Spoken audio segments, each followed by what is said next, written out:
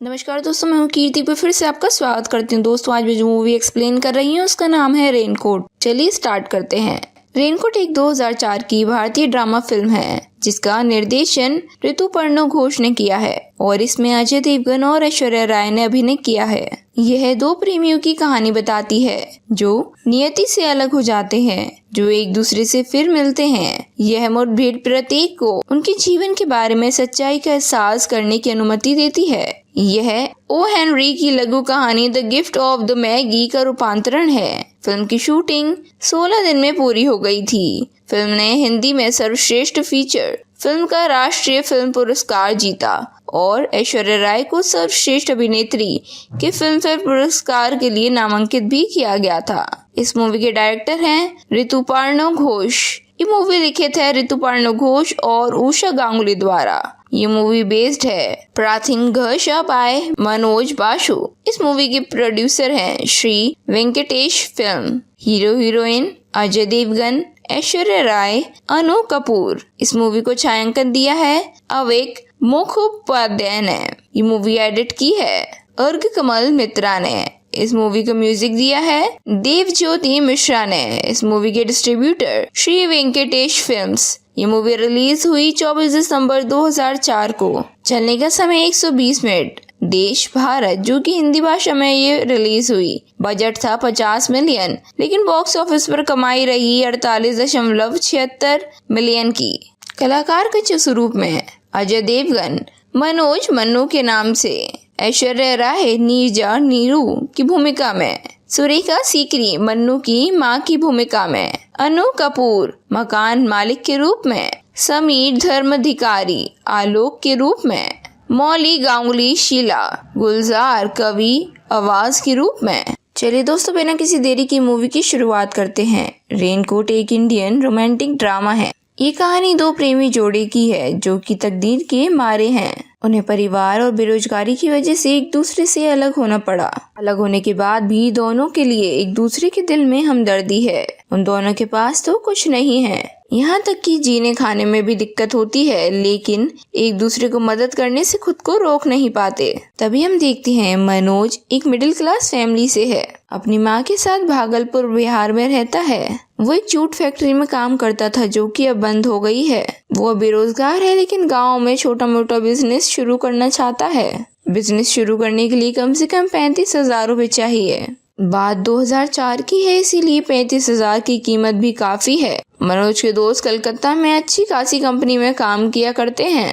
उसे उम्मीद है कि उसे अपने दोस्तों से कुछ मदद मिल जाएगी। उसका एक जिगरी दोस्त आलोक है जो कि उसी के गांव में रहता है। दोनों स्कूल में साथ में पढ़े थे, लेकिन आजकल कलकत्ता में एक कंपनी चलाता है। टीवी सीरियल भी प्रोड्यूस करता है। मनोज की मदद कोई और करे ना करे, लेकिन आलोक जरूर करेगा। लेकिन आलोक इतने पैसों की व्यवस्था नहीं कर सकता है, इसीलिए कलकत्ता आने के बाद मनोज आलोक अपने सभी दोस्तों से थोड़ी थोड़ी मदद मांगते हैं। आलोक ने सबको पहले ही फोन कर दिया है। उन्होंने एक कहानी भी लिखी है जिसमें सब कुछ है, कैसे जूट फैक्ट्री बंद हुई और उसकी वजह से उसे आर्थिक तंगी से गुजरना पड़ रहा है। बिजनेस शुरू करने के लिए वो दोस्तों की मदद की उम्मीद करता है। मनोज बहुत ही स्वाभिमानी लड़का है। उसे किसी और से पैसे मांगने में बहुत दिक्कत होती है। आलोक की पत्नी शीला भी बहुत अच्छी है। उसे कोई दिक्कत नहीं है कि आलोक अपने दोस्त को पैसे दे। वो आलोक को सजेशन देती है कि ना मनोज को भी अपनी प्रोडक्शन कंपनी में कोई ना कोई जॉब दे दो, लेकिन ऐसा नहीं हो सकता क्योंकि मनोज ऐसे कामों के लिए नहीं बना है। उसका व्यक्तित्व ऐसा नहीं है। उस सब के लिए चालू दिमाग चाहिए। आलोक ने ऑफिस जाने से पहले मनोज को सारे पते दे दिए जहाँ जहाँ उसे आज जाना है। आलोक आज उसे टाइम नहीं दे सकता है क्योंकि दूरदर्शन वालों से आज उसके स्लॉट की मीटिंग है, लेकिन बाकी दोस्तों के यहाँ वो ऑफिस से लौटते वक्त खुद पैसों की बात कर लेगा। तभी मनोज की जेब में एक और एड्रेस है। वो आलोक से उसके बारे में पूछता है कि ये पता कहाँ पर है। जब आलोक उस पते को देखता है तो बेहद ही गुस्सा हो जाता है। वो एड्रेस किसी और का नहीं बल्कि मनोज की एक्स गर्लफ्रेंड नीरू का होता है। 6 साल पहले उसने एक अमीर आदमी से शादी कर ली थी। भागलपुर से कलकत्ते के लिए निकलने से पहले मनोज की मां ने भी वहां जाकर उसे हाथ फैलाने से मना किया था, लेकिन तब भी आलोक शर्त लगाता है कि अगर वो नीरू से मिलने गया तो कम से कम 15,000 रुपए लेकर आना। तभी आलोक वो पता बता देता है। तभी एक तेज बारिश हो रही थी, जहाँ पर निकलने से पहले आलोक की पत्नी ने उसे एक रेनकोट दिया और उसका फोन उसके हाथ में थमा दिया कि अगर किसी भी तरह की प्रॉब्लम हो सके तो वो इस फोन से बात कर ले। निकलने से पहले वो ये भी कहती है कि अगर वो अपनी एक्स गर्लफ्रेंड शीला से मिलने जा रहा है तो उसके लिए कुछ गिफ्ट भी लेकर जाए। लेकिन मनोज की जेब में एक पैसा नहीं है, उस पर्स में केवल कागज और गुटके भरे हैं। आज का दिन उसके लिए अच्छा था। अपने 3 दोस्तों से मिलने के बाद उसके पास करीब 12,000 रुपए जमा हो गए थे। सेकेंड हाफ में वो वापस नीरू के घर पर जाने की हिम्मत करता है। आजकल वो पहले वाले एड्रेस पर नहीं रहती है। बड़ी मुश्किल से उसने नीरू के नए पते का पता लगाया है। असल में मनोज को पैसों की कोई उम्मीद नहीं है, बस वो एक बार नीरू को देखना चाहता है। 6 साल से ऐसे ही टाइम बीत गया। वो कैसा है, क्या चल रहा है। बारिश में किसी तरह वो उस एड्रेस पर पहुंचता है। काफी देर बेल बजाने के बाद आखिरकार नीरू उस दरवाजे पर आती है।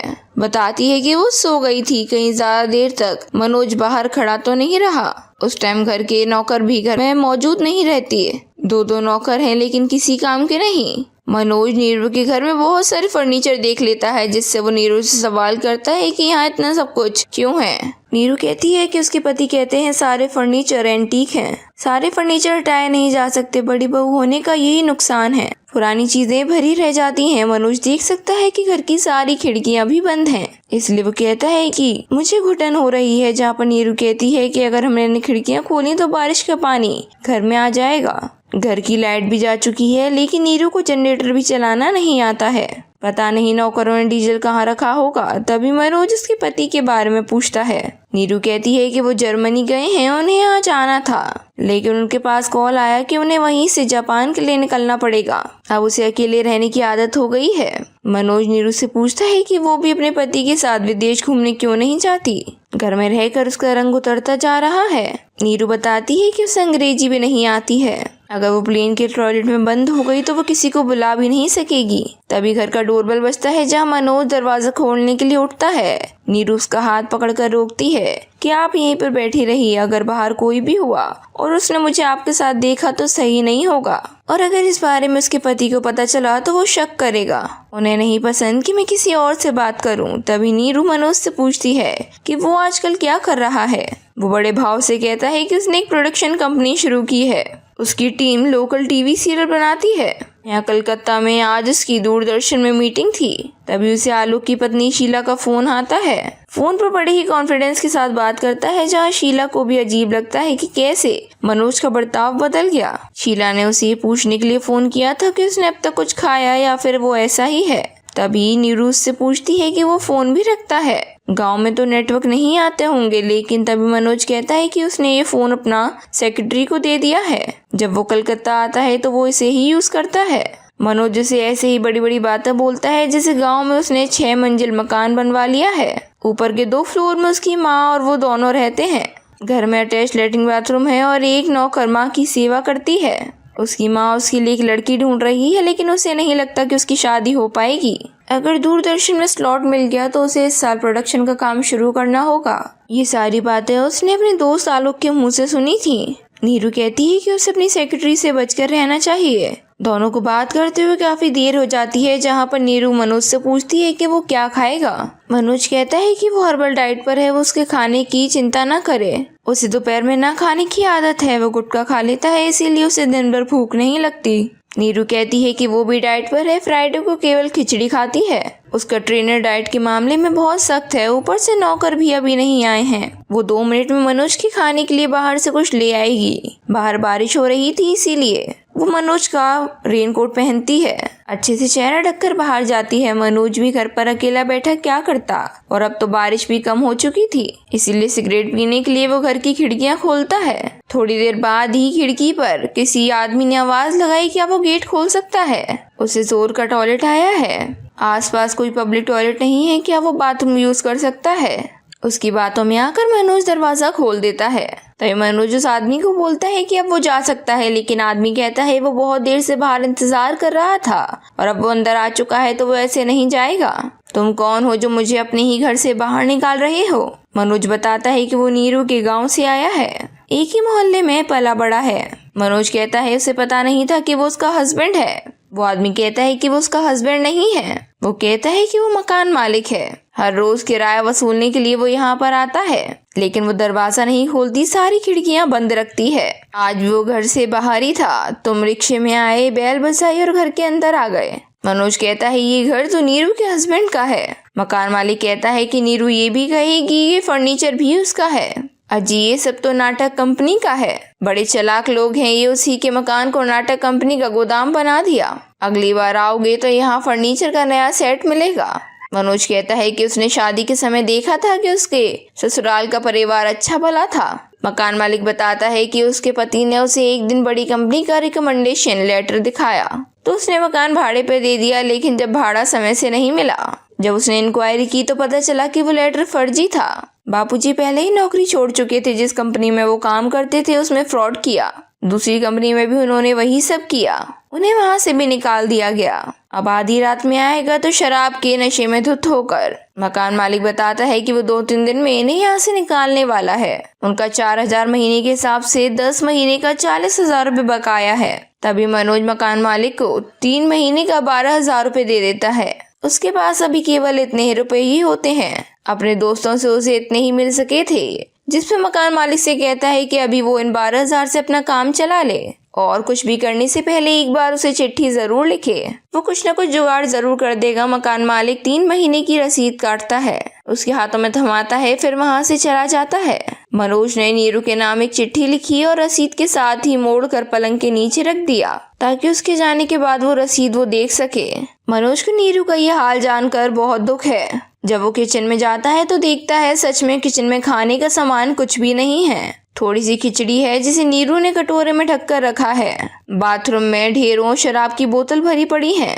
थोड़ी देर में नीरू वहाँ पर आती है, वो होटल से गरम गरम पूरी सब्जी बनवा के लाती है। बातें करते करते मनोज से अपनी न्यू प्रोडक्शन कंपनी के बारे में बताता है। दोनों की भी बातें ही मनगढ़ंत होती हैं। दोनों की हालत एक जैसी है, इतना होने के बाद भी कि नीरू के पास खाने तक के पैसे नहीं हैं। एक वक्त भूखे रहकर काम चलाना पड़ता है। उसने मनोज के लिए पूरी सब्जी बनवा दी। मनोज उसे भी खाने के लिए कहता है, जिस पर नीरू फिर से कहानी बनाती है। उसके डाइटिशियन को पता चलेगा, उसका वजन बढ़ जाएगा। खैर अब मनोज को जाना होगा, साथ ही वो ये भी कहता है कि वो उससे मिलते रहेगा। तभी नीरू कहती है कि वो 2-3 दिन में नए फ्लैट में शिफ्ट हो रहे हैं, लेकिन उसके पास नए फ्लैट का एड्रेस नहीं है। मनोज कहता है कि वो जहाँ भी रहेगी वो उसे ढूंढ लेगा। मनोज फिर से आलोक के घर आता है। आलोक अपनी पत्नी से पूछता है कि मनोज घर पर आ गया, जिस पर वो बतलाती है कि वो जब से आए हैं उनका मूड खराब है। तभी आलोक ये भी कहता है कि उसने अपने दोस्तों से बात की थी और उसके फ्रेंड ने उसे पैसे भी दिए थे। शीला कहती है किसी ने उसकी जेब मार ली और सारे पैसे लूट लिए। मनोज कहता है कि भाभी उसे बचाने के लिए झूठ कह रही हैं। तभी मनोज सारी बात सच सच बताता है। शीला को मनोज के प्रति हमदर्दी थी, क्योंकि उसका हाल भी वैसा ही है, वो पहले किसी और से प्यार करती थी। तभी उस रात शीला मनोज के कमरे में आती है और कहती है रेनकोट में उसका कुछ सामान छूट गया था। रेनकोट की जेब में नीरू के गले का हार रखा है। उसमें एक चिट्ठी भी है कि जब वो खाना लेने बाहर गई तो उसे रेनकोट में रखी उसकी चिट्ठी मिली कि उसकी नौकरी चली गई है और वो यहाँ अपने दोस्तों से पैसे उधार लेने आया है। उसे पैसों की जरूरत थी तो उसने नीरू को क्यों नहीं बताया। थोड़े से ही तो पैसों की बात थी, इसीलिए वो उसे अपना लॉकेट दे रही है। वो उसे पैसे कैश में भी दे सकती थी, लेकिन लॉकर की चाबी उसके पति के पास है। फिलहाल उसे उस चैन को बेचकर कुछ पैसे मिल जाएंगे। दोनों एक दूसरे के हाल के बारे में जान चुके थे, लेकिन उन्होंने इसकी शिकायत एक दूसरे से ना करके अपनी जरूरत चीजें एक दूसरे के साथ बांटी।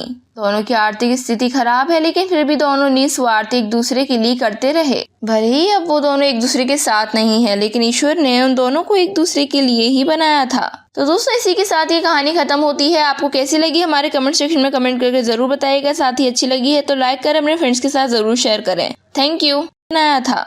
रेनकोट एक 2004 की भारतीय ड्रामा फिल्म है, जिसका निर्देशन ऋतुपर्णो घोष ने किया है और इसमें अजय देवगन और ऐश्वर्या राय ने अभिनय किया है। यह 2 प्रेमियों की कहानी बताती है जो नियति से अलग हो जाते हैं, जो एक दूसरे से फिर मिलते हैं। यह मुठभेड़ प्रत्येक को उनके जीवन के बारे में सच्चाई का एहसास करने की अनुमति देती है। यह ओ हेनरी की लघु कहानी the gift of the Maggi का रूपांतरण है। फिल्म की शूटिंग 16 दिन में पूरी हो गई थी। फिल्म ने हिंदी में सर्वश्रेष्ठ फीचर फिल्म का राष्ट्रीय फिल्म पुरस्कार जीता और ऐश्वर्या राय को सर्वश्रेष्ठ अभिनेत्री के फिल्मफेयर पुरस्कार के लिए नामांकित भी किया गया था। इस मूवी के डायरेक्टर हैं ऋतुपर्णा घोष। ये मूवी लिखित है ऋतुपर्णा घोष और उषा गांगुली द्वारा। ये मूवी बेस्ड है प्राथिंग घोषा बाय मनोज बासु। इस मूवी के प्रोड्यूसर हैं Shri Venkatesh film. Hero heroine Ajay Devgan, Aishwarya Rai, Anu Kapoor. इस मूवी को छायांकन दिया है अवेक मुखोपाध्याय ने। ये मूवी एडिट की है अर्घ कमल मित्रा ने। इस मूवी को म्यूजिक दिया है देवज्योति मिश्रा ने। इस मूवी के डिस्ट्रीब्यूटर श्री वेंकटेश फिल्म्स। ये मूवी रिलीज हुई 24 दिसंबर 2004 को। चलने का समय 120 मिनट। देश भारत, जो कि हिंदी भाषा में ये रिलीज हुई। बजट था 50 मिलियन, लेकिन बॉक्स ऑफिस पर कमाई रही 48.76 मिलियन की। कलाकार के स्वरूप में अजय देवगन मनोज मन्नू के नाम से, ऐश्वर्या राय नीरजा नीरू की भूमिका में, सुरेखा सीकरी मन्नू की मां की भूमिका में, अनु कपूर मकान मालिक के रूप में, समीर धर्माधिकारी आलोक के रूप में, मौली गांगुली शीला, गुलजार कवि आवाज के रूप में। चलिए दोस्तों, बिना किसी देरी की मूवी की शुरुआत करते हैं। रेनकोट एक इंडियन रोमांटिक ड्रामा है। ये कहानी दो प्रेमी जोड़े की है जो कि तकदीर के मारे हैं। उन्हें परिवार और बेरोजगारी की वजह से एक दूसरे से अलग होना पड़ा। अलग होने के बाद भी दोनों के लिए एक दूसरे के दिल में हमदर्दी है। उन दोनों के पास तो कुछ नहीं है, यहाँ तक कि जीने खाने में भी दिक्कत होती है, लेकिन एक दूसरे को मदद करने से खुद को रोक नहीं पाते। तभी हम देखते हैं मनोज एक मिडिल क्लास फैमिली से है। अपनी माँ के साथ भागलपुर बिहार में रहता है। वो एक जूट फैक्ट्री में काम करता था जो कि अब बंद हो गई है। वो बेरोजगार है, लेकिन गांव में छोटा मोटा बिजनेस शुरू करना चाहता है। बिजनेस शुरू करने के लिए कम से कम 35,000 रुपए चाहिए। बात 2004 की है, इसीलिए 35,000 की कीमत भी काफी है। मनोज के दोस्त कलकत्ता में अच्छी खासी कंपनी में काम किया करते हैं। उसे उम्मीद है कि उसे अपने दोस्तों से कुछ मदद मिल जाएगी। उसका एक जिगरी दोस्त आलोक है जो कि उसी के गांव में रहता है। दोनों स्कूल में साथ में पढ़े थे, लेकिन आजकल कलकत्ता में एक कंपनी चलाता है। टीवी सीरियल भी प्रोड्यूस करता है। मनोज की मदद कोई और करे ना करे, लेकिन आलोक जरूर करेगा। लेकिन आलोक इतने पैसों की व्यवस्था नहीं कर सकता है, इसीलिए कलकत्ता आने के बाद मनोज आलोक अपने सभी दोस्तों से थोड़ी थोड़ी मदद मांगते हैं। आलोक ने सबको पहले ही फोन कर दिया है। उन्होंने एक कहानी भी लिखी है जिसमें सब कुछ है, कैसे जूट फैक्ट्री बंद हुई और उसकी वजह से उसे आर्थिक तंगी से गुजरना पड़ रहा है। बिजनेस शुरू करने के लिए वो दोस्तों की मदद की उम्मीद करता है। मनोज बहुत ही स्वाभिमानी लड़का है। उसे किसी और से पैसे मांगने में बहुत दिक्कत होती है। आलोक की पत्नी शीला भी बहुत अच्छी है। उसे कोई दिक्कत नहीं है कि आलोक अपने दोस्त को पैसे दे। वो आलोक को सजेशन देती है कि ना मनोज को भी अपनी प्रोडक्शन कंपनी में कोई ना कोई जॉब दे दो, लेकिन ऐसा नहीं हो सकता क्योंकि मनोज ऐसे कामों के लिए नहीं बना है। उसका व्यक्तित्व ऐसा नहीं है। उस सब के लिए चालू दिमाग चाहिए। आलोक ने ऑफिस जाने से पहले मनोज को सारे पते दे दिए जहाँ जहाँ उसे आज जाना है। आलोक आज उसे टाइम नहीं दे सकता है क्योंकि दूरदर्शन वालों से आज उसके स्लॉट की मीटिंग है, लेकिन बाकी दोस्तों के यहाँ वो ऑफिस से लौटते वक्त खुद पैसों की बात कर लेगा। तभी मनोज की जेब में एक और एड्रेस है। वो आलोक से उसके बारे में पूछता है कि ये पता कहाँ पर है। जब आलोक उस पते को देखता है तो बेहद ही गुस्सा हो जाता है। वो एड्रेस किसी और का नहीं बल्कि मनोज की एक्स गर्लफ्रेंड नीरू का होता है। 6 साल पहले उसने एक अमीर आदमी से शादी कर ली थी। भागलपुर से कलकत्ते के लिए निकलने से पहले मनोज की मां ने भी वहां जाकर उसे हाथ फैलाने से मना किया था, लेकिन तब भी आलोक शर्त लगाता है कि अगर वो नीरू से मिलने गया तो कम से कम 15,000 रुपए लेकर आना। तभी आलोक वो पता बता देता है। तभी एक तेज बारिश हो रही थी जहाँ पर निकलने से पहले आलोक की पत्नी ने उसे एक रेनकोट दिया और उसका फोन उसके हाथ में थमा दिया कि अगर किसी भी तरह की प्रॉब्लम हो सके तो वो इस फोन से बात कर ले। निकलने से पहले वो ये भी कहती है कि अगर वो अपनी एक्स गर्लफ्रेंड शीला से मिलने जा रहा है तो उसके लिए कुछ गिफ्ट भी लेकर जाए। लेकिन मनोज की जेब में एक पैसा नहीं है। उस पर्स में केवल कागज और गुटके भरे हैं। आज का दिन उसके लिए अच्छा था। अपने 3 दोस्तों से मिलने के बाद उसके पास करीब 12,000 रुपए जमा हो गए थे। सेकेंड हाफ में वो वापस नीरू के घर पर जाने की हिम्मत करता है। आजकल वो पहले वाले एड्रेस पर नहीं रहती है। बड़ी मुश्किल से उसने नीरू के नए पते का पता लगाया है। असल में मनोज को पैसों की कोई उम्मीद नहीं है, बस वो एक बार नीरू को देखना चाहता है। 6 साल से ऐसे ही टाइम बीत गया। वो कैसा है, क्या चल रहा है? बारिश में किसी तरह वो उस एड्रेस पर पहुंचता है। काफी देर बेल बजाने के बाद आखिरकार नीरू उस दरवाजे पर आती है। बताती है कि वो सो गई थी। कहीं ज्यादा देर तक मनोज बाहर खड़ा तो नहीं रहा। उस टाइम घर के नौकर भी घर में मौजूद नहीं रहती है। 2 नौकर हैं लेकिन किसी काम के नहीं। मनोज नीरू के घर में बहुत सारे फर्नीचर देख लेता है, जिससे वो नीरू से सवाल करता है कि यहाँ इतना सब कुछ क्यों है। नीरू कहती है कि उसके पति कहते हैं सारे फर्नीचर एंटीक हैं, सारे फर्नीचर हटाए नहीं जा सकते, बड़ी बहू होने का यही नुकसान है, पुरानी चीजें भरी रह जाती हैं। मनोज देख सकता है कि घर की सारी खिड़कियां भी बंद हैं, इसलिए वो कहता है कि मुझे घुटन हो रही है। जहाँ पर नीरू कहती है कि अगर हमने खिड़कियां खोली तो बारिश का पानी घर में आ जाएगा। घर की लाइट भी जा चुकी है लेकिन नीरू को जनरेटर भी चलाना नहीं आता है।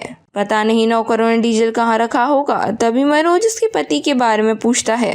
नीरू कहती है कि वो जर्मनी गए हैं, उन्हें आज आना था, लेकिन उनके पास कॉल आया कि उन्हें वहीं से जापान के लिए निकलना पड़ेगा। अब उसे अकेले रहने की आदत हो गई है। मनोज नीरू से पूछता है कि वो भी अपने पति के साथ विदेश घूमने क्यों नहीं जाती। घर में रहकर उसका रंग उतरता जा रहा है। नीरू बताती है कि उसे अंग्रेजी भी नहीं आती है। अगर वो प्लेन के टॉयलेट में बंद हो गई तो वो किसी को बुला भी नहीं सकेगी। तभी घर का डोरबेल बजता है, जहाँ मनोज दरवाजा खोलने के लिए उठता है। नीरू उसका हाथ पकड़कर रोकती है कि आप यहीं पर बैठी रहिए, अगर बाहर कोई भी हुआ और उसने मुझे आपके साथ देखा तो सही नहीं होगा, और अगर इस बारे में उसके पति को पता चला तो वो शक करेगा। उन्हें नहीं पसंद कि मैं किसी और से बात करूं। तभी नीरू मनोज से पूछती है कि वो आजकल क्या कर रहा है।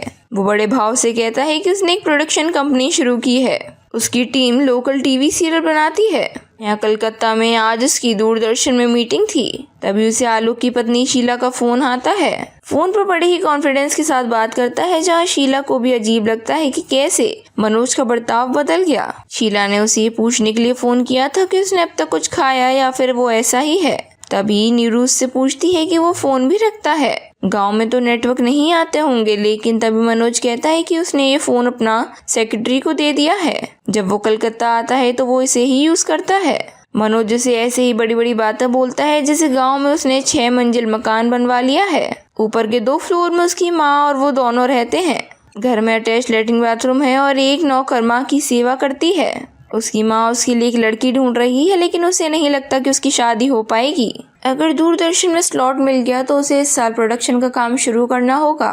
ये सारी बातें उसने अपने दोस्त आलोक के मुंह से सुनी थी। नीरू कहती है कि उसे अपनी सेक्रेटरी से बचकर रहना चाहिए। दोनों को बात करते हुए काफी देर हो जाती है, जहाँ पर नीरू मनोज से पूछती है कि वो क्या खाएगा। मनोज कहता है कि वो हर्बल डाइट पर है, वो उसके खाने की चिंता न करे। उसे दोपहर में ना खाने की आदत है, वो गुटखा खा लेता है, इसीलिए उसे दिन भर भूख नहीं लगती। नीरू कहती है कि वो भी डाइट पर है, फ्राइडे को केवल खिचड़ी खाती है। उसका ट्रेनर डाइट के मामले में बहुत सख्त है, ऊपर से नौकर भी अभी नहीं आए हैं। वो 2 मिनट में मनोज के खाने के लिए बाहर से कुछ ले आएगी। बाहर बारिश हो रही थी, इसीलिए वो मनोज का रेनकोट पहनती है। अच्छे से चेहरा ढककर बाहर जाती है। मनोज भी घर पर अकेला बैठा क्या करता, और अब तो बारिश भी कम हो चुकी थी, इसीलिए सिगरेट पीने के लिए वो घर की खिड़कियां खोलता है। थोड़ी देर बाद ही खिड़की पर किसी आदमी ने आवाज लगाई, क्या वो गेट खोल सकता है? उसे जोर का टॉयलेट आया है। आसपास कोई पब्लिक टॉयलेट नहीं है, क्या वो बाथरूम यूज कर सकता है? उसकी बातों में आकर मनोज दरवाजा खोल देता है। तभी मनोज उस आदमी को बोलता है कि अब वो जा सकता है, लेकिन आदमी कहता है वो बहुत देर से बाहर इंतजार कर रहा था और अब वो अंदर आ चुका है तो वो ऐसे नहीं जाएगा। तुम कौन हो जो मुझे अपने ही घर से बाहर निकाल रहे हो? मनोज बताता है कि वो नीरू के गाँव से आया है, एक ही मोहल्ले में पला बड़ा है। मनोज कहता है उसे पता नहीं था कि वो उसका हस्बैंड है। वो आदमी कहता है कि वो उसका हस्बैंड नहीं है। वो कहता है कि वो मकान मालिक है। हर रोज किराया वसूलने के लिए वो यहाँ पर आता है, लेकिन वो दरवाजा नहीं खोलती, सारी खिड़कियाँ बंद रखती है। आज भी वो घर से बाहर ही था। तुम रिक्शे में आए, बैल बजाई और घर के अंदर आ गए। मनोज कहता है ये घर तो नीरू के हस्बैंड का है। मकान मालिक कहता है कि नीरू ये भी कहेगी ये फर्नीचर भी उसका है। अजी ये सब तो नाटक कंपनी का है। बड़े चालाक लोग हैं ये, उसी के मकान को नाटक कंपनी का गोदाम बना दिया। अगली बार आओगे तो यहाँ फर्नीचर का नया सेट मिलेगा। मनोज कहता है कि उसने शादी के समय देखा था कि उसके ससुराल का परिवार अच्छा भला था। मकान मालिक बताता है कि उसके पति ने उसे एक दिन बड़ी कंपनी का रिकमेंडेशन लेटर दिखाया तो उसने मकान भाड़े पर दे दिया, लेकिन जब भाड़ा समय से नहीं मिला, जब उसने इंक्वायरी की तो पता चला कि वो लेटर फर्जी था। बापूजी पहले ही नौकरी छोड़ चुके थे। जिस कंपनी में वो काम करते थे उसमें फ्रॉड किया। दूसरी कंपनी में भी उन्होंने वही सब किया। उन्हें वहां से भी निकाल दिया गया। अब आधी रात में आएगा तो शराब के नशे में धुत होकर। मकान मालिक बताता है कि वो 2-3 दिन में इन्हें यहाँ से निकालने वाला है। उनका 4,000 महीने के हिसाब से 10 महीने का 40,000 रुपये बकाया है। तभी मनोज मकान मालिक को 3 महीने का 12,000 रुपये दे देता है। उसके पास अभी केवल इतने ही रुपए ही होते हैं। अपने दोस्तों से उसे इतने ही मिल सके थे, जिसपे मकान मालिक से कहता है कि अभी वो इन 12,000 से अपना काम चला ले और कुछ भी करने से पहले एक बार उसे चिट्ठी जरूर लिखे। वो कुछ न कुछ जुगाड़ जरूर कर देगा। मकान मालिक 3 महीने की रसीद काटता है, उसके हाथों में थमाता है, फिर वहां से चला जाता है। मनोज ने नीरू के नाम एक चिट्ठी लिखी और रसीद के साथ ही मोड़कर पलंग के नीचे रख दिया ताकि उसके जाने के बाद वो रसीद वो देख सके। मनोज को नीरू का ये हाल जानकर बहुत दुख है। जब वो किचन में जाता है तो देखता है सच में किचन में खाने का सामान कुछ भी नहीं है। थोड़ी सी खिचड़ी है जिसे नीरू ने कटोरे में ढक कर रखा है। बाथरूम में ढेरों शराब की बोतल भरी पड़ी है।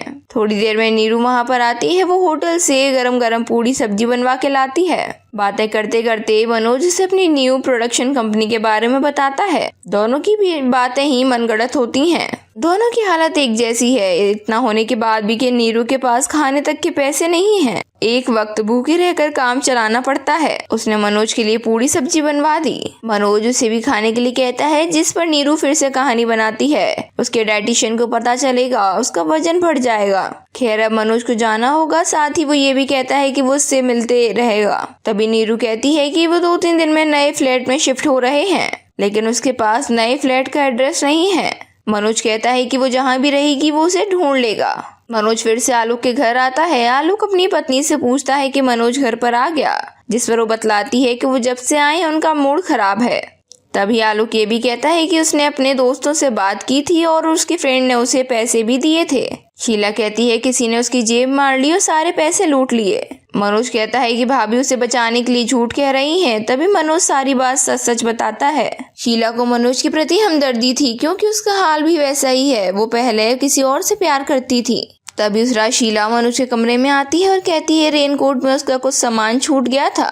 रेनकोट की जेब में नीरू के गले का हार रखा है। उसमें एक चिट्ठी भी है कि जब वो खाना लेने बाहर गई तो उसे रेनकोट में रखी उसकी चिट्ठी मिली कि उसकी नौकरी चली गई है और वो यहाँ अपने दोस्तों से पैसे उधार लेने आया है। उसे पैसों की जरूरत थी तो उसने नीरू को क्यों नहीं बताया। थोड़े से ही तो पैसों की बात थी, इसीलिए वो उसे अपना लॉकेट दे रही है। वो उसे पैसे कैश में भी दे सकती थी, लेकिन लॉकर की चाबी उसके पति के पास है। फिलहाल उसे उस चैन को बेचकर कुछ पैसे मिल जाएंगे। दोनों एक दूसरे के हाल के बारे में जान चुके थे, लेकिन उन्होंने इसकी शिकायत एक दूसरे से ना करके अपनी जरूरत चीजें एक दूसरे के साथ बांटी।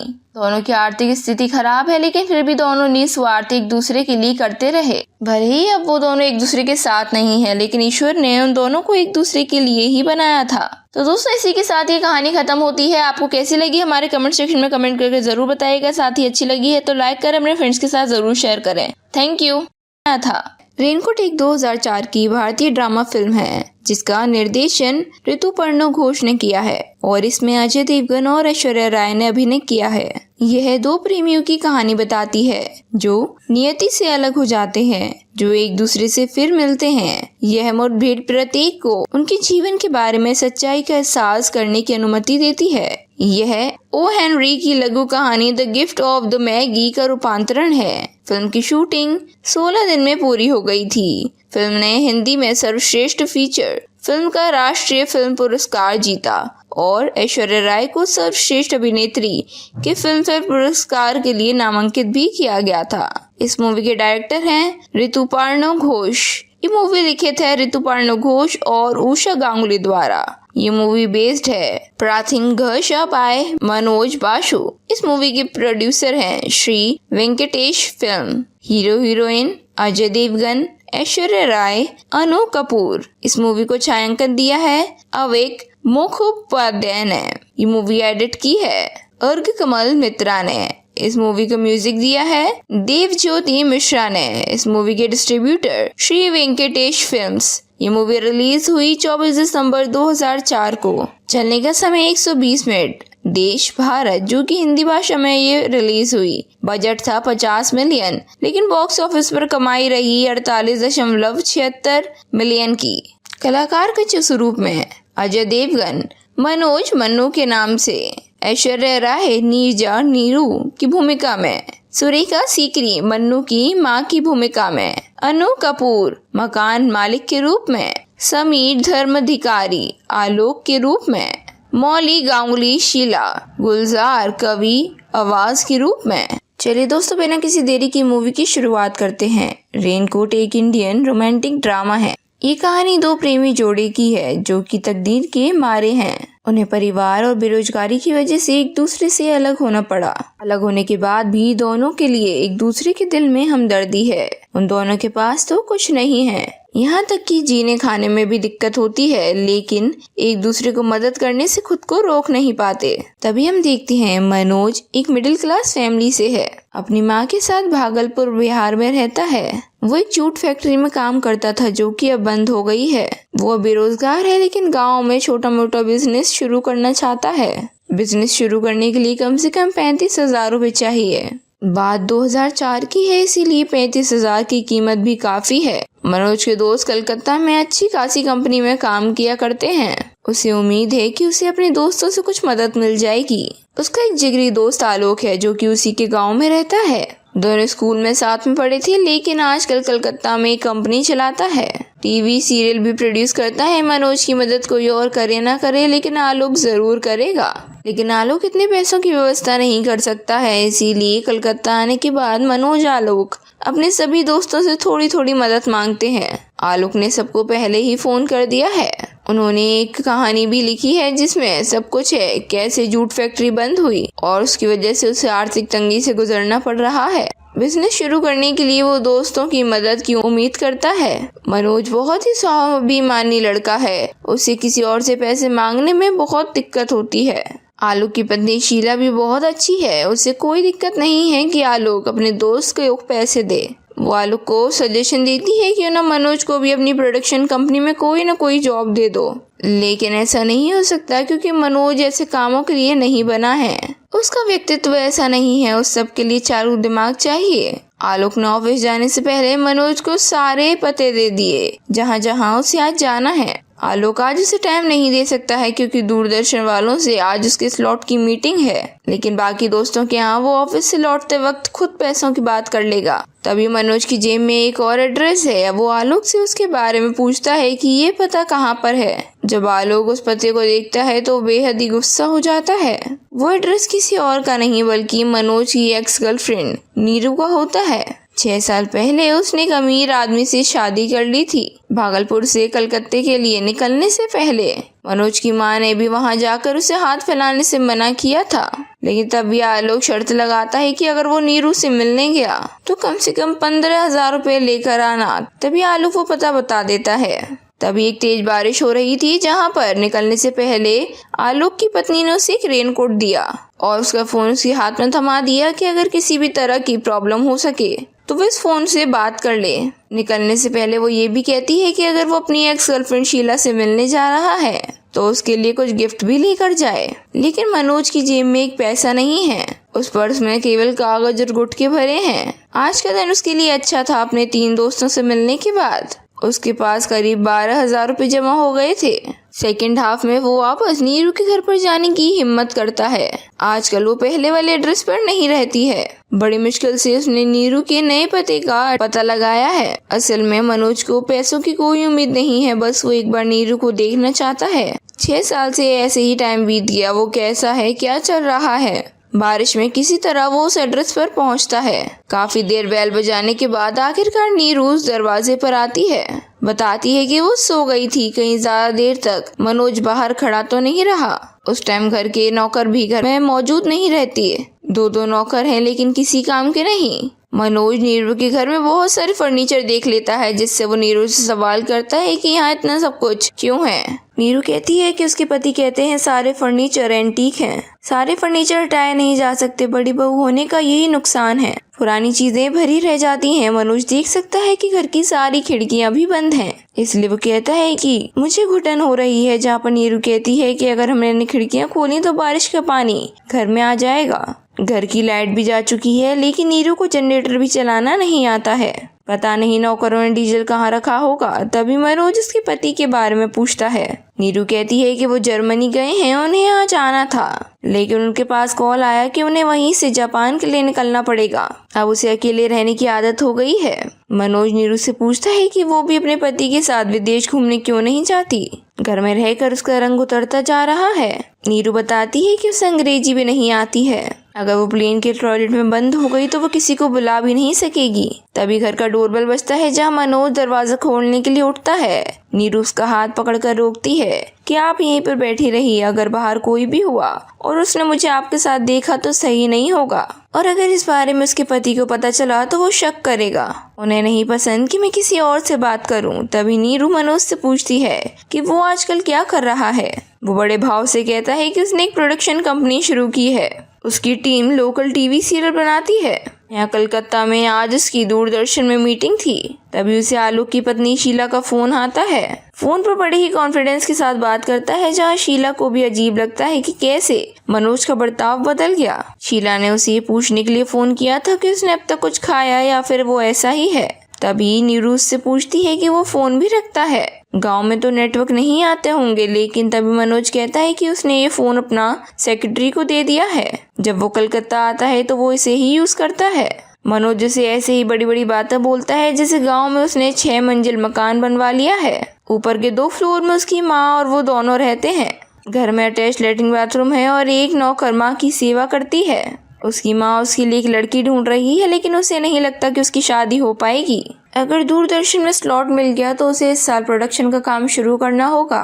ये सारी बातें उसने अपने दोस्त आलोक के मुंह से सुनी थी। नीरू कहती है कि उसे अपनी सेक्रेटरी से बचकर रहना चाहिए। दोनों को बात करते हुए काफी देर हो जाती है, जहाँ पर नीरू मनोज से पूछती है कि वो क्या खाएगा। मनोज कहता है कि वो हर्बल डाइट पर है, वो उसके खाने की चिंता न करे। उसे दोपहर में ना खाने की आदत है, वो गुटखा खा लेता है, इसीलिए उसे दिन भर भूख नहीं लगती। नीरू कहती है कि वो भी डाइट पर है, फ्राइडे को केवल खिचड़ी खाती है। उसका ट्रेनर डाइट के मामले में बहुत सख्त है, ऊपर से नौकर भी अभी नहीं आए हैं। वो 2 मिनट में मनोज के खाने के लिए बाहर से कुछ ले आएगी। बाहर बारिश हो रही थी, इसीलिए वो मनोज का रेनकोट पहनती है। अच्छे से चेहरा ढककर बाहर जाती है। मनोज भी घर पर अकेला बैठा क्या करता, और अब तो बारिश भी कम हो चुकी थी, इसीलिए सिगरेट पीने के लिए वो घर की खिड़कियां खोलता है। थोड़ी देर बाद ही खिड़की पर किसी आदमी ने आवाज लगाई कि वो गेट खोल सकता है। उसे जोर का टॉयलेट आया है। आसपास कोई पब्लिक टॉयलेट नहीं है, क्या वो बाथरूम यूज कर सकता है। उसकी बातों में आकर मनोज दरवाजा खोल देता है। तभी मनोज उस आदमी को बोलता है कि अब वो जा सकता है, लेकिन आदमी कहता है वो बहुत देर से बाहर इंतजार कर रहा था और अब वो अंदर आ चुका है तो वो ऐसे नहीं जाएगा। तुम कौन हो जो मुझे अपने ही घर से बाहर निकाल रहे हो। मनोज बताता है कि वो नीरू के गाँव से आया है, एक ही मोहल्ले में पला बड़ा है। मनोज कहता है उसे पता नहीं था कि वो उसका हस्बैंड है। वो आदमी कहता है कि वो उसका हस्बैंड नहीं है। वो कहता है कि वो मकान मालिक है, हर रोज किराया वसूलने के लिए वो यहाँ पर आता है, लेकिन वो दरवाजा नहीं खोलती, सारी खिड़कियाँ बंद रखती है। आज वो घर से बाहर ही था, तुम रिक्शे में आए, बैल बजाई और घर के अंदर आ गए। मनोज कहता है ये घर तो नीरू के हस्बैंड का है। मकान मालिक कहता है कि नीरू ये भी कहेगी ये फर्नीचर भी उसका है। अजी ये सब तो नाटक कंपनी का है, बड़े चालाक लोग हैं ये, उसी के मकान को नाटक कंपनी का गोदाम बना दिया। अगली बार आओगे तो यहाँ फर्नीचर का नया सेट मिलेगा। मनोज कहता है कि उसने शादी के समय देखा था कि उसके ससुराल का परिवार अच्छा भला था। मकान मालिक बताता है कि उसके पति ने उसे एक दिन बड़ी कंपनी का रिकमेंडेशन लेटर दिखाया तो उसने मकान भाड़े पे दे दिया, लेकिन जब भाड़ा समय से नहीं मिला, जब उसने इंक्वायरी की तो पता चला कि वो लेटर फर्जी था। बापूजी पहले ही नौकरी छोड़ चुके थे, जिस कंपनी में वो काम करते थे उसमें फ्रॉड किया। दूसरी कंपनी में भी उन्होंने वही सब किया, उन्हें वहां से भी निकाल दिया गया। अब आधी रात में आएगा तो शराब के नशे में धुत होकर। मकान मालिक बताता है कि वो 2-3 दिन में इन्हें यहाँ से निकालने वाला है। उनका 4,000 महीने के हिसाब से 10 महीने का 40,000 रुपये बकाया है। तभी मनोज मकान मालिक को 3 महीने का 12,000 रुपये दे देता है। उसके पास अभी केवल इतने ही रुपए ही होते हैं। अपने दोस्तों से उसे इतने ही मिल सके थे, जिसपे मकान मालिक से कहता है कि अभी वो इन 12,000 से अपना काम चला ले और कुछ भी करने से पहले एक बार उसे चिट्ठी जरूर लिखे। वो कुछ न कुछ जुगाड़ जरूर कर देगा। मकान मालिक 3 महीने की रसीद काटता है, उसके हाथों में थमाता है, फिर वहाँ से चला जाता है। मनोज ने नीरू के नाम एक चिट्ठी लिखी और रसीद के साथ ही मोड़कर पलंग के नीचे रख दिया ताकि उसके जाने के बाद वो रसीद वो देख सके। मनोज को नीरू का ये हाल जानकर बहुत दुख है। जब वो किचन में जाता है तो देखता है सच में किचन में खाने का सामान कुछ भी नहीं है। थोड़ी सी खिचड़ी है जिसे नीरू ने कटोरे में ढक कर रखा है। बाथरूम में ढेरों शराब की बोतल भरी पड़ी है। थोड़ी देर में नीरू वहां पर आती है। वो होटल से गरम गरम पूरी सब्जी बनवा के लाती है। बातें करते करते मनोज उसे अपनी न्यू प्रोडक्शन कंपनी के बारे में बताता है। दोनों की भी बातें ही मनगढ़ंत होती हैं। दोनों की हालत एक जैसी है। इतना होने के बाद भी कि नीरू के पास खाने तक के पैसे नहीं हैं। एक वक्त भूखे रहकर काम चलाना पड़ता है। उसने मनोज के लिए पूरी सब्जी बनवा दी। मनोज उसे भी खाने के लिए कहता है, जिस पर नीरू फिर से कहानी बनाती है उसके डाइटिशियन को पता चलेगा, उसका वजन बढ़ जाएगा। खैर अब मनोज को जाना होगा। साथ ही वो ये भी कहता है कि वो उससे मिलते रहेगा। तभी नीरू कहती है कि वो 2-3 दिन में नए फ्लैट में शिफ्ट हो रहे हैं, लेकिन उसके पास नए फ्लैट का एड्रेस नहीं है। मनोज कहता है कि वो जहाँ भी रहेगी वो उसे ढूंढ लेगा। मनोज फिर से आलोक के घर आता है। आलोक अपनी पत्नी से पूछता है कि मनोज घर पर आ गया, जिस पर वो बतलाती है कि वो जब से आए उनका मूड खराब है। तभी आलोक ये भी कहता है कि उसने अपने दोस्तों से बात की थी और उसके फ्रेंड ने उसे पैसे भी दिए थे। शीला कहती है किसी ने उसकी जेब मार ली और सारे पैसे लूट लिए। मनोज कहता है कि भाभी उसे बचाने के लिए झूठ कह रही हैं। तभी मनोज सारी बात सच सच बताता है। शीला को मनोज के प्रति हमदर्दी थी क्योंकि उसका हाल भी वैसा ही है। वो पहले किसी और से प्यार करती थी। तभी उस रात शीला मनोज के कमरे में आती है और कहती है रेनकोट में उसका कुछ सामान छूट गया था। रेनकोट की जेब में नीरू के गले का हार रखा है। उसमें एक चिट्ठी भी है कि जब वो खाना लेने बाहर गई तो उसे रेनकोट में रखी उसकी चिट्ठी मिली कि उसकी नौकरी चली गई है और वो यहाँ अपने दोस्तों से पैसे उधार लेने आया है। उसे पैसों की जरूरत थी तो उसने नीरू को क्यों नहीं बताया। थोड़े से ही तो पैसों की बात थी, इसीलिए वो उसे अपना लॉकेट दे रही है। वो उसे पैसे कैश में भी दे सकती थी, लेकिन लॉकर की चाबी उसके पति के पास है। फिलहाल उसे उस चैन को बेचकर कुछ पैसे मिल जाएंगे। दोनों एक दूसरे के हाल के बारे में जान चुके थे, लेकिन उन्होंने इसकी शिकायत एक दूसरे से ना करके अपनी जरूरत चीजें एक दूसरे के साथ बांटी। दोनों की आर्थिक स्थिति खराब है, लेकिन फिर भी दोनों निस्वार्थ एक दूसरे के लिए करते रहे। भले ही अब वो दोनों एक दूसरे के साथ नहीं है, लेकिन ईश्वर ने उन दोनों को एक दूसरे के लिए ही बनाया था। तो दोस्तों इसी के साथ ये कहानी खत्म होती है। आपको कैसी लगी हमारे कमेंट सेक्शन में कमेंट करके जरूर बताइएगा। साथ ही अच्छी लगी है तो लाइक करें, अपने फ्रेंड्स के साथ जरूर शेयर करें। Thank you. बनाया था। रेनकोट एक 2004 की भारतीय ड्रामा फिल्म है जिसका निर्देशन ऋतुपर्णो घोष ने किया है और इसमें अजय देवगन और ऐश्वर्या राय ने अभिनय किया है। यह दो प्रेमियों की कहानी बताती है जो नियति से अलग हो जाते हैं, जो एक दूसरे से फिर मिलते हैं। यह मुठभेड़ प्रत्येक को उनके जीवन के बारे में सच्चाई का एहसास करने की अनुमति देती है।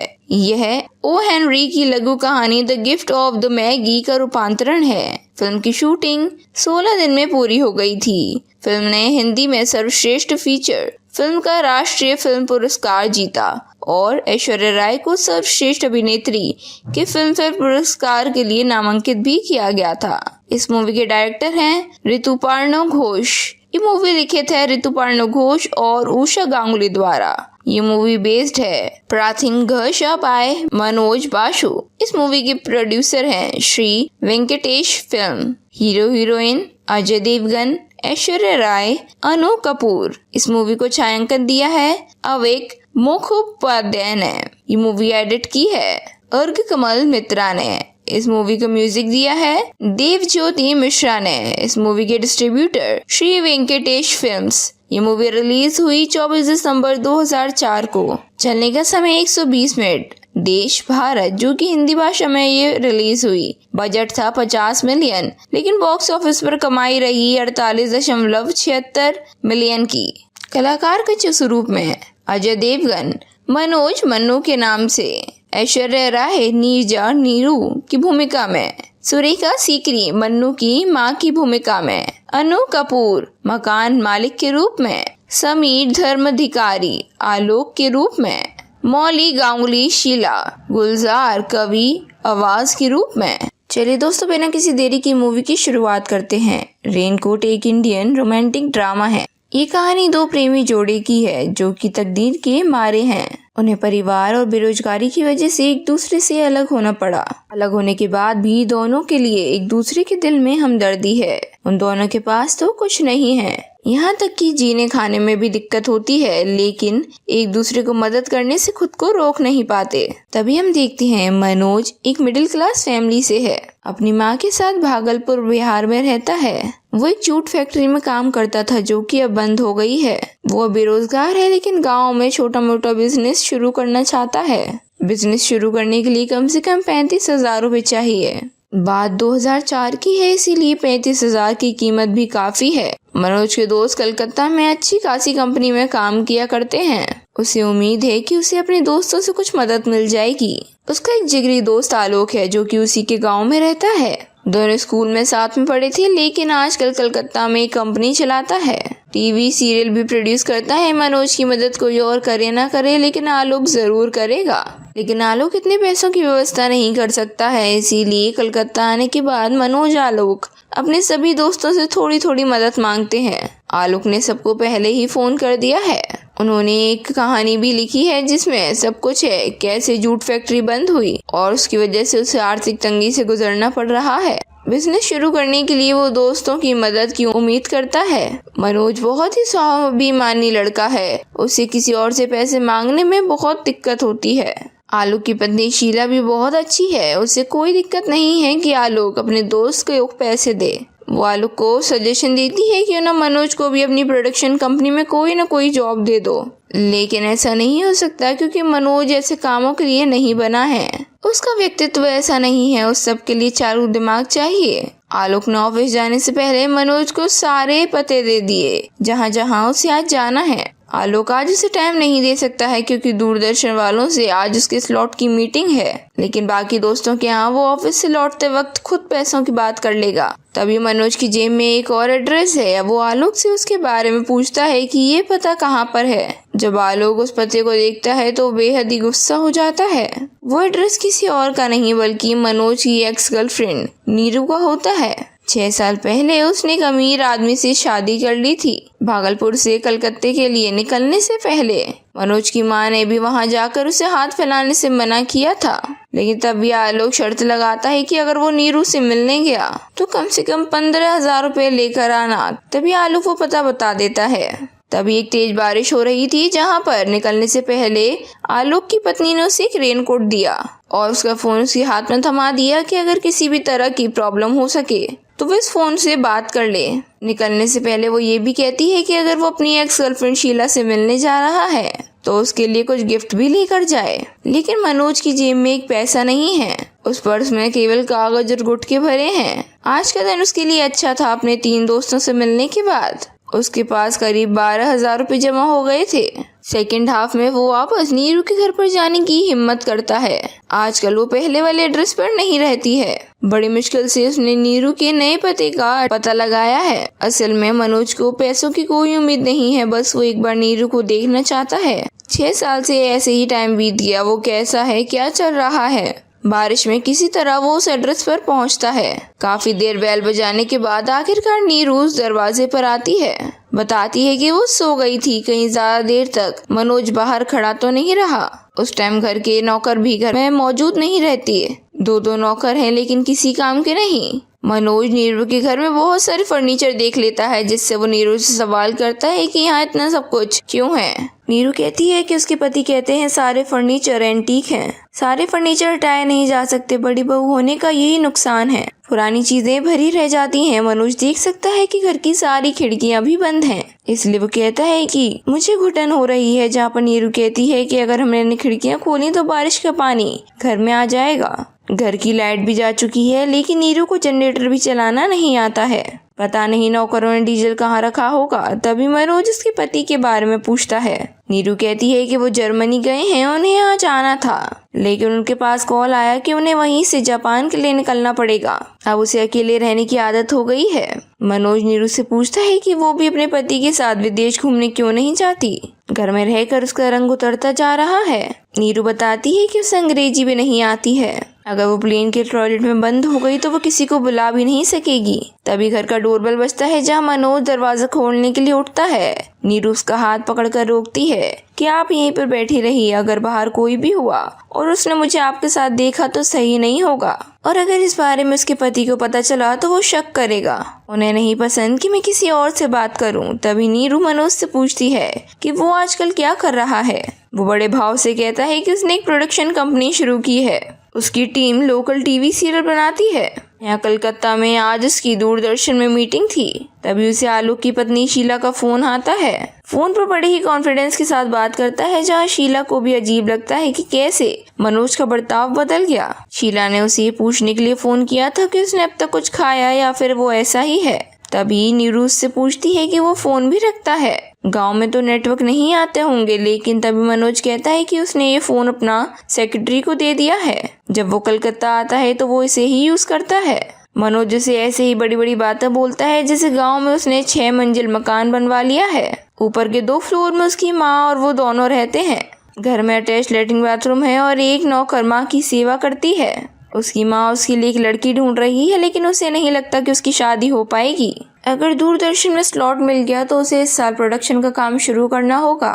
ये सारी बातें उसने अपने दोस्त आलोक के मुंह से सुनी थी। नीरू कहती है कि उसे अपनी सेक्रेटरी से बचकर रहना चाहिए। दोनों को बात करते हुए काफी देर हो जाती है, जहाँ पर नीरू मनोज से पूछती है कि वो क्या खाएगा। मनोज कहता है कि वो हर्बल डाइट पर है, वो उसके खाने की चिंता न करे। उसे दोपहर में ना खाने की आदत है, वो गुटखा खा लेता है, इसीलिए उसे दिन भर भूख नहीं लगती। नीरू कहती है कि वो भी डाइट पर है, फ्राइडे को केवल खिचड़ी खाती है। उसका ट्रेनर डाइट के मामले में बहुत सख्त है, ऊपर से नौकर भी अभी नहीं आए हैं। वो 2 मिनट में मनोज के खाने के लिए बाहर से कुछ ले आएगी। बाहर बारिश हो रही थी, इसीलिए वो मनोज का रेनकोट पहनती है।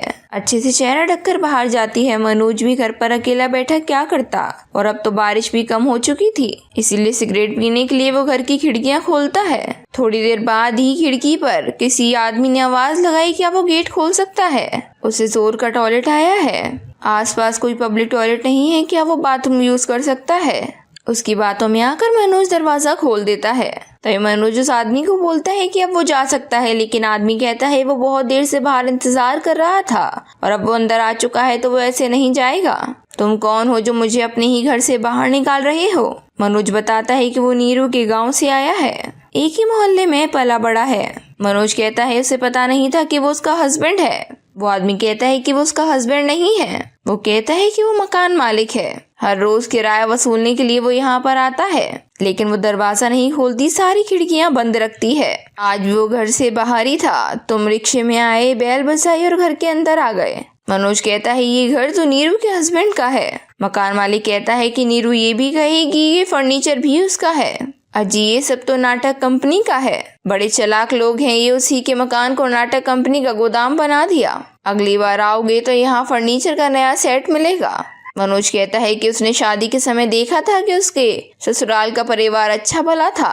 मकान मालिक बताता है कि उसके पति ने उसे एक दिन बड़ी कंपनी का रिकमेंडेशन लेटर दिखाया तो उसने मकान भाड़े पर दे दिया, लेकिन जब भाड़ा समय से नहीं मिला, जब उसने इंक्वायरी की तो पता चला कि वो लेटर फर्जी था। बापूजी पहले ही नौकरी छोड़ चुके थे, जिस कंपनी में वो काम करते थे उसमें फ्रॉड किया।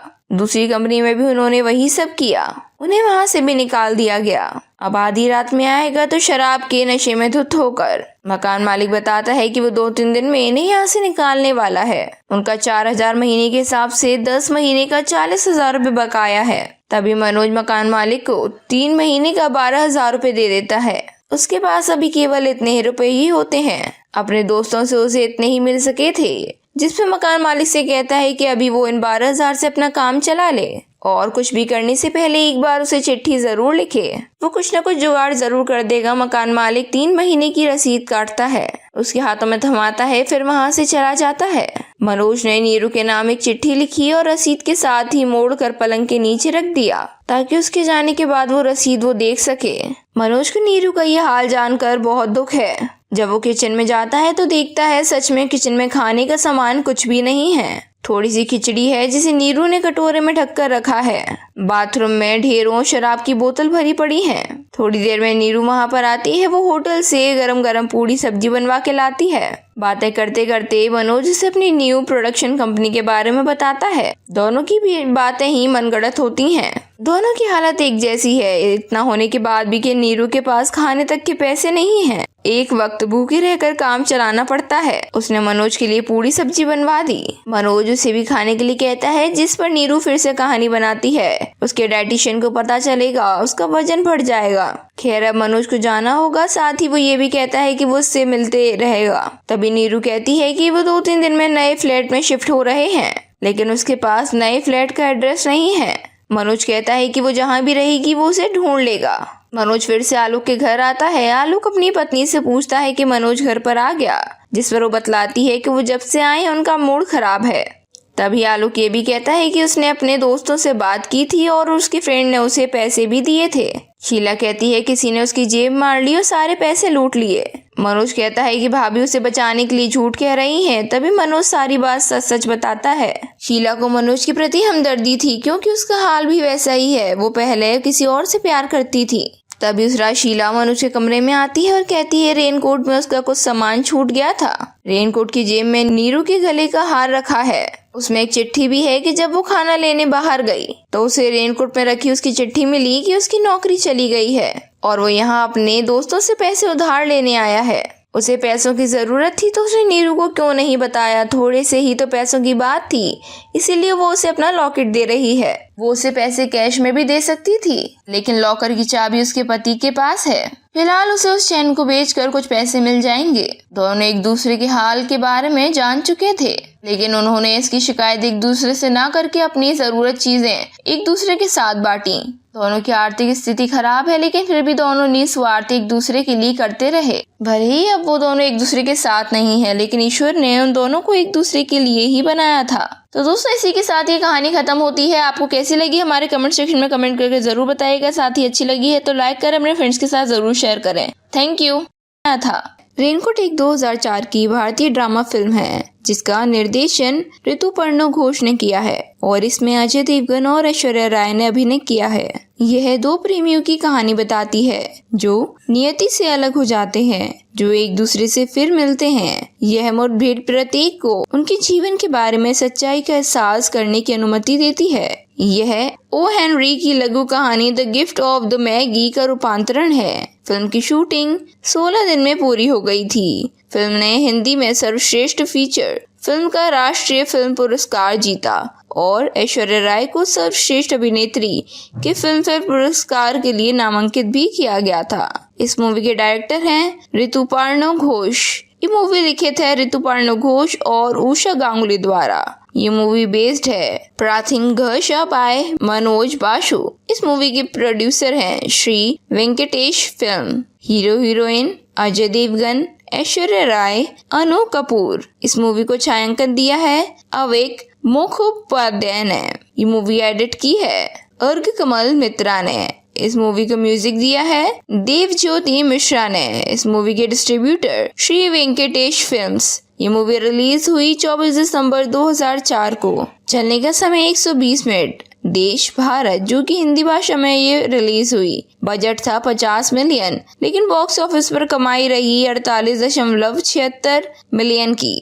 कलाकार के स्वरूप में अजय देवगन मनोज मन्नू के नाम से, ऐश्वर्या राय नीरजा नीरू की भूमिका में, सुरेखा सीकरी मन्नू की मां की भूमिका में, अनु कपूर मकान मालिक के रूप में, समीर धर्माधिकारी आलोक के रूप में, मौली गांगुली शीला, गुलजार कवि आवाज के रूप में।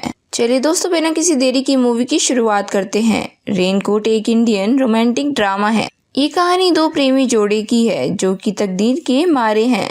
उन्हें परिवार और बेरोजगारी की वजह से एक दूसरे से अलग होना पड़ा।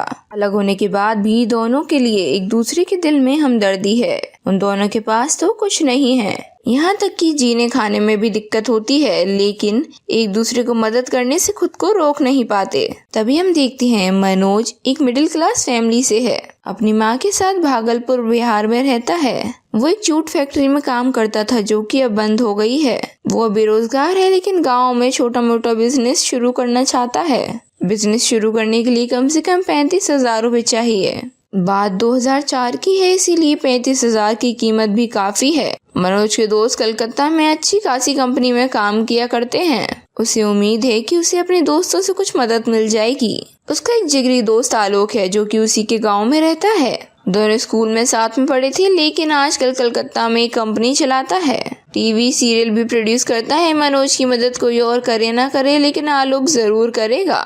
लेकिन आलोक इतने पैसों की व्यवस्था नहीं कर सकता है, इसीलिए कलकत्ता आने के बाद मनोज आलोक अपने सभी दोस्तों से थोड़ी थोड़ी मदद मांगते हैं। आलोक ने सबको पहले ही फोन कर दिया है। उन्होंने एक कहानी भी लिखी है जिसमें सब कुछ है, कैसे जूट फैक्ट्री बंद हुई और उसकी वजह से उसे आर्थिक तंगी से गुजरना पड़ रहा है। बिजनेस शुरू करने के लिए वो दोस्तों की मदद की उम्मीद करता है। मनोज बहुत ही स्वाभिमानी लड़का है, उसे किसी और से पैसे मांगने में बहुत दिक्कत होती है। आलोक की पत्नी शीला भी बहुत अच्छी है, उसे कोई दिक्कत नहीं है कि आलोक अपने दोस्त को पैसे दे। वो आलोक को सजेशन देती है कि ना मनोज को भी अपनी प्रोडक्शन कंपनी में कोई ना कोई जॉब दे दो, लेकिन ऐसा नहीं हो सकता क्योंकि मनोज ऐसे कामों के लिए नहीं बना है। उसका व्यक्तित्व ऐसा नहीं है, उस सब के लिए चालू दिमाग चाहिए। आलोक ने ऑफिस जाने से पहले मनोज को सारे पते दे दिए जहाँ जहाँ उसे आज जाना है। आलोक आज उसे टाइम नहीं दे सकता है क्योंकि दूरदर्शन वालों से आज उसके स्लॉट की मीटिंग है, लेकिन बाकी दोस्तों के यहाँ वो ऑफिस से लौटते वक्त खुद पैसों की बात कर लेगा। तभी मनोज की जेब में एक और एड्रेस है। वो आलोक से उसके बारे में पूछता है कि ये पता कहाँ पर है। जब आलोक उस पते को देखता है तो बेहद ही गुस्सा हो जाता है। वो एड्रेस किसी और का नहीं बल्कि मनोज की एक्स गर्लफ्रेंड नीरू का होता है। 6 साल पहले उसने एक अमीर आदमी से शादी कर ली थी। भागलपुर से कलकत्ते के लिए निकलने से पहले मनोज की मां ने भी वहां जाकर उसे हाथ फैलाने से मना किया था, लेकिन तब भी आलोक शर्त लगाता है कि अगर वो नीरू से मिलने गया तो कम से कम 15,000 रुपए लेकर आना। तभी आलोक वो पता बता देता है। तभी एक तेज बारिश हो रही थी जहाँ पर निकलने से पहले आलोक की पत्नी ने उसे एक रेनकोट दिया और उसका फोन उसके हाथ में थमा दिया कि अगर किसी भी तरह की प्रॉब्लम हो सके तो वो इस फोन से बात कर ले। निकलने से पहले वो ये भी कहती है कि अगर वो अपनी एक्स गर्लफ्रेंड शीला से मिलने जा रहा है तो उसके लिए कुछ गिफ्ट भी लेकर जाए। लेकिन मनोज की जेब में एक पैसा नहीं है, उस पर्स में केवल कागज और गुटके भरे हैं। आज का दिन उसके लिए अच्छा था। अपने 3 दोस्तों से मिलने के बाद उसके पास करीब 12,000 रुपए जमा हो गए थे। सेकेंड हाफ में वो वापस नीरू के घर पर जाने की हिम्मत करता है। आजकल वो पहले वाले एड्रेस पर नहीं रहती है। बड़ी मुश्किल से उसने नीरू के नए पते का पता लगाया है। असल में मनोज को पैसों की कोई उम्मीद नहीं है, बस वो एक बार नीरू को देखना चाहता है। 6 साल से ऐसे ही टाइम बीत गया। वो कैसा है, क्या चल रहा है। बारिश में किसी तरह वो उस एड्रेस पर पहुंचता है। काफी देर बेल बजाने के बाद आखिरकार नीरू उस दरवाजे पर आती है। बताती है कि वो सो गई थी। कहीं ज्यादा देर तक मनोज बाहर खड़ा तो नहीं रहा। उस टाइम घर के नौकर भी घर में मौजूद नहीं रहती है। 2 नौकर हैं लेकिन किसी काम के नहीं। मनोज नीरू के घर में बहुत सारे फर्नीचर देख लेता है, जिससे वो नीरू से सवाल करता है कि यहाँ इतना सब कुछ क्यों है। नीरू कहती है कि उसके पति कहते हैं सारे फर्नीचर एंटीक हैं, सारे फर्नीचर हटाए नहीं जा सकते, बड़ी बहू होने का यही नुकसान है, पुरानी चीजें भरी रह जाती हैं। मनोज देख सकता है कि घर की सारी खिड़कियां भी बंद हैं, इसलिए वो कहता है कि मुझे घुटन हो रही है। जहाँ पर नीरू कहती है कि अगर हमने खिड़कियां खोली तो बारिश का पानी घर में आ जाएगा। घर की लाइट भी जा चुकी है, लेकिन नीरू को जनरेटर भी चलाना नहीं आता है। पता नहीं नौकरों ने डीजल कहाँ रखा होगा। तभी मनोज उसके पति के बारे में पूछता है। नीरू कहती है कि वो जर्मनी गए हैं, उन्हें आज आना था, लेकिन उनके पास कॉल आया कि उन्हें वहीं से जापान के लिए निकलना पड़ेगा। अब उसे अकेले रहने की आदत हो गई है। मनोज नीरू से पूछता है कि वो भी अपने पति के साथ विदेश घूमने क्यों नहीं जाती। घर में रहकर उसका रंग उतरता जा रहा है। नीरू बताती है कि उसे अंग्रेजी भी नहीं आती है। अगर वो प्लेन के टॉयलेट में बंद हो गई तो वो किसी को बुला भी नहीं सकेगी। तभी घर का डोरबेल बजता है, जहाँ मनोज दरवाजा खोलने के लिए उठता है। नीरू उसका हाथ पकड़कर रोकती है कि आप यहीं पर बैठी रहिए, अगर बाहर कोई भी हुआ और उसने मुझे आपके साथ देखा तो सही नहीं होगा, और अगर इस बारे में उसके पति को पता चला तो वो शक करेगा। उन्हें नहीं पसंद कि मैं किसी और से बात करूं। तभी नीरू मनोज से पूछती है कि वो आजकल क्या कर रहा है। वो बड़े भाव से कहता है कि उसने एक प्रोडक्शन कंपनी शुरू की है। उसकी टीम लोकल टीवी सीरियल बनाती है। यहाँ कलकत्ता में आज उसकी दूरदर्शन में मीटिंग थी। तभी उसे आलोक की पत्नी शीला का फोन आता है। फोन पर बड़े ही कॉन्फिडेंस के साथ बात करता है, जहाँ शीला को भी अजीब लगता है कि कैसे मनोज का बर्ताव बदल गया। शीला ने उसे ये पूछने के लिए फोन किया था कि उसने अब तक कुछ खाया या फिर वो ऐसा ही है। तभी नीरू उससे पूछती है कि वो फोन भी रखता है। गांव में तो नेटवर्क नहीं आते होंगे, लेकिन तभी मनोज कहता है कि उसने ये फोन अपना सेक्रेटरी को दे दिया है। जब वो कलकत्ता आता है तो वो इसे ही यूज करता है। मनोज उसे ऐसे ही बड़ी बड़ी बातें बोलता है जैसे गांव में उसने 6 मंजिल मकान बनवा लिया है। ऊपर के 2 फ्लोर में उसकी माँ और वो दोनों रहते हैं। घर में अटैच लैट्रिन बाथरूम है और एक नौकर माँ की सेवा करती है। उसकी माँ उसके लिए एक लड़की ढूंढ रही है, लेकिन उसे नहीं लगता कि उसकी शादी हो पाएगी। अगर दूरदर्शन में स्लॉट मिल गया तो उसे इस साल प्रोडक्शन का काम शुरू करना होगा। ये सारी बातें उसने अपने दोस्त आलोक के मुंह से सुनी थी। नीरू कहती है कि उसे अपनी सेक्रेटरी से बचकर रहना चाहिए। दोनों को बात करते हुए काफी देर हो जाती है, जहाँ पर नीरू मनोज से पूछती है कि वो क्या खाएगा। मनोज कहता है कि वो हर्बल डाइट पर है, वो उसके खाने की चिंता न करे। उसे दोपहर में ना खाने की आदत है, वो गुटखा खा लेता है, इसीलिए उसे दिन भर भूख नहीं लगती। नीरू कहती है कि वो भी डाइट पर है, फ्राइडे को केवल खिचड़ी खाती है। उसका ट्रेनर डाइट के मामले में बहुत सख्त है, ऊपर से नौकर भी अभी नहीं आए हैं। वो 2 मिनट में मनोज के खाने के लिए बाहर से कुछ ले आएगी। बाहर बारिश हो रही थी, इसीलिए वो मनोज का रेनकोट पहनती है। अच्छे से चेहरा ढककर बाहर जाती है। मनोज भी घर पर अकेला बैठा क्या करता, और अब तो बारिश भी कम हो चुकी थी, इसीलिए सिगरेट पीने के लिए वो घर की खिड़कियां खोलता है। थोड़ी देर बाद ही खिड़की पर किसी आदमी ने आवाज लगाई, क्या वो गेट खोल सकता है? उसे जोर का टॉयलेट आया है। आसपास कोई पब्लिक टॉयलेट नहीं है, क्या वो बाथरूम यूज कर सकता है? उसकी बातों में आकर मनोज दरवाजा खोल देता है। तभी मनोज उस आदमी को बोलता है कि अब वो जा सकता है, लेकिन आदमी कहता है वो बहुत देर से बाहर इंतजार कर रहा था और अब वो अंदर आ चुका है तो वो ऐसे नहीं जाएगा। तुम कौन हो जो मुझे अपने ही घर से बाहर निकाल रहे हो? मनोज बताता है कि वो नीरू के गाँव से आया है, एक ही मोहल्ले में पला बड़ा है। मनोज कहता है उसे पता नहीं था कि वो उसका हस्बैंड है। वो आदमी कहता है कि वो उसका हस्बैंड नहीं है। वो कहता है कि वो मकान मालिक है। हर रोज किराया वसूलने के लिए वो यहाँ पर आता है, लेकिन वो दरवाजा नहीं खोलती, सारी खिड़कियाँ बंद रखती है। आज भी वो घर से बाहर ही था। तुम रिक्शे में आए, बैल बजाई और घर के अंदर आ गए। मनोज कहता है ये घर तो नीरू के हस्बैंड का है। मकान मालिक कहता है कि नीरू ये भी कहेगी ये फर्नीचर भी उसका है। अजी ये सब तो नाटक कंपनी का है। बड़े चालाक लोग हैं ये, उसी के मकान को नाटक कंपनी का गोदाम बना दिया। अगली बार आओगे तो यहाँ फर्नीचर का नया सेट मिलेगा। मनोज कहता है कि उसने शादी के समय देखा था कि उसके ससुराल का परिवार अच्छा भला था।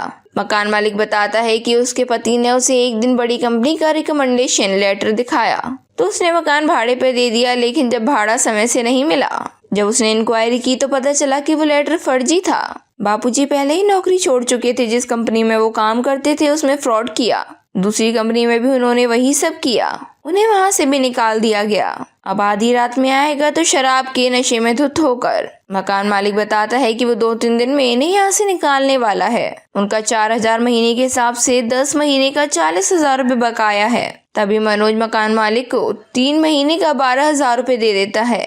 उसके पास अभी केवल इतने ही रुपए ही होते हैं। अपने दोस्तों से उसे इतने ही मिल सके थे, जिसपे मकान मालिक से कहता है कि अभी वो इन 12,000 से अपना काम चला ले और कुछ भी करने से पहले एक बार उसे चिट्ठी जरूर लिखे। वो कुछ न कुछ जुगाड़ जरूर कर देगा। मकान मालिक 3 महीने की रसीद काटता है, उसके हाथों में थमाता है, फिर वहां से चला जाता है। मनोज ने नीरू के नाम एक चिट्ठी लिखी और रसीद के साथ ही मोड़कर पलंग के नीचे रख दिया ताकि उसके जाने के बाद वो रसीद वो देख सके। मनोज को नीरू का ये हाल जानकर बहुत दुख है। जब वो किचन में जाता है तो देखता है सच में किचन में खाने का सामान कुछ भी नहीं है। थोड़ी सी खिचड़ी है जिसे नीरू ने कटोरे में ढक कर रखा है। बाथरूम में ढेरों शराब की बोतल भरी पड़ी है। थोड़ी देर में नीरू वहां पर आती है। वो होटल से गरम गरम पूरी सब्जी बनवा के लाती है। बातें करते करते मनोज से अपनी न्यू प्रोडक्शन कंपनी के बारे में बताता है। दोनों की भी बातें ही मनगढ़ंत होती हैं। दोनों की हालत एक जैसी है। इतना होने के बाद भी कि नीरू के पास खाने तक के पैसे नहीं हैं। एक वक्त भूखे रहकर काम चलाना पड़ता है। उसने मनोज के लिए पूरी सब्जी बनवा दी। मनोज उसे भी खाने के लिए कहता है, जिस पर नीरू फिर से कहानी बनाती है। उसके डाइटिशियन को पता चलेगा, उसका वजन बढ़ जाएगा। खैर अब मनोज को जाना होगा। साथ ही वो ये भी कहता है कि वो उससे मिलते रहेगा। तभी नीरू कहती है कि वो 2-3 दिन में नए फ्लैट में शिफ्ट हो रहे हैं, लेकिन उसके पास नए फ्लैट का एड्रेस नहीं है। मनोज कहता है कि वो जहाँ भी रहेगी वो उसे ढूंढ लेगा। मनोज फिर से आलोक के घर आता है। आलोक अपनी पत्नी से पूछता है कि मनोज घर पर आ गया, जिस पर वो बतलाती है कि वो जब से आए उनका मूड खराब है। तभी आलोक ये भी कहता है कि उसने अपने दोस्तों से बात की थी और उसकी फ्रेंड ने उसे पैसे भी दिए थे। शीला कहती है किसी ने उसकी जेब मार ली और सारे पैसे लूट लिए। मनोज कहता है कि भाभी उसे बचाने के लिए झूठ कह रही हैं। तभी मनोज सारी बात सच सच बताता है। शीला को मनोज के प्रति हमदर्दी थी क्योंकि उसका हाल भी वैसा ही है, वो पहले किसी और से प्यार करती थी। तभी उस रात शीला मनोज के कमरे में आती है और कहती है रेनकोट में उसका कुछ सामान छूट गया था। रेनकोट की जेब में नीरू के गले का हार रखा है। उसमें एक चिट्ठी भी है कि जब वो खाना लेने बाहर गई तो उसे रेनकोट में रखी उसकी चिट्ठी मिली कि उसकी नौकरी चली गई है और वो यहाँ अपने दोस्तों से पैसे उधार लेने आया है।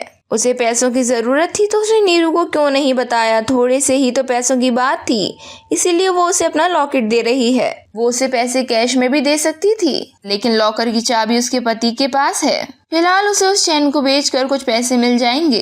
दोनों एक दूसरे के हाल के बारे में जान चुके थे लेकिन उन्होंने इसकी शिकायत एक दूसरे से ना करके अपनी जरूरत चीजें एक दूसरे के साथ बांटी।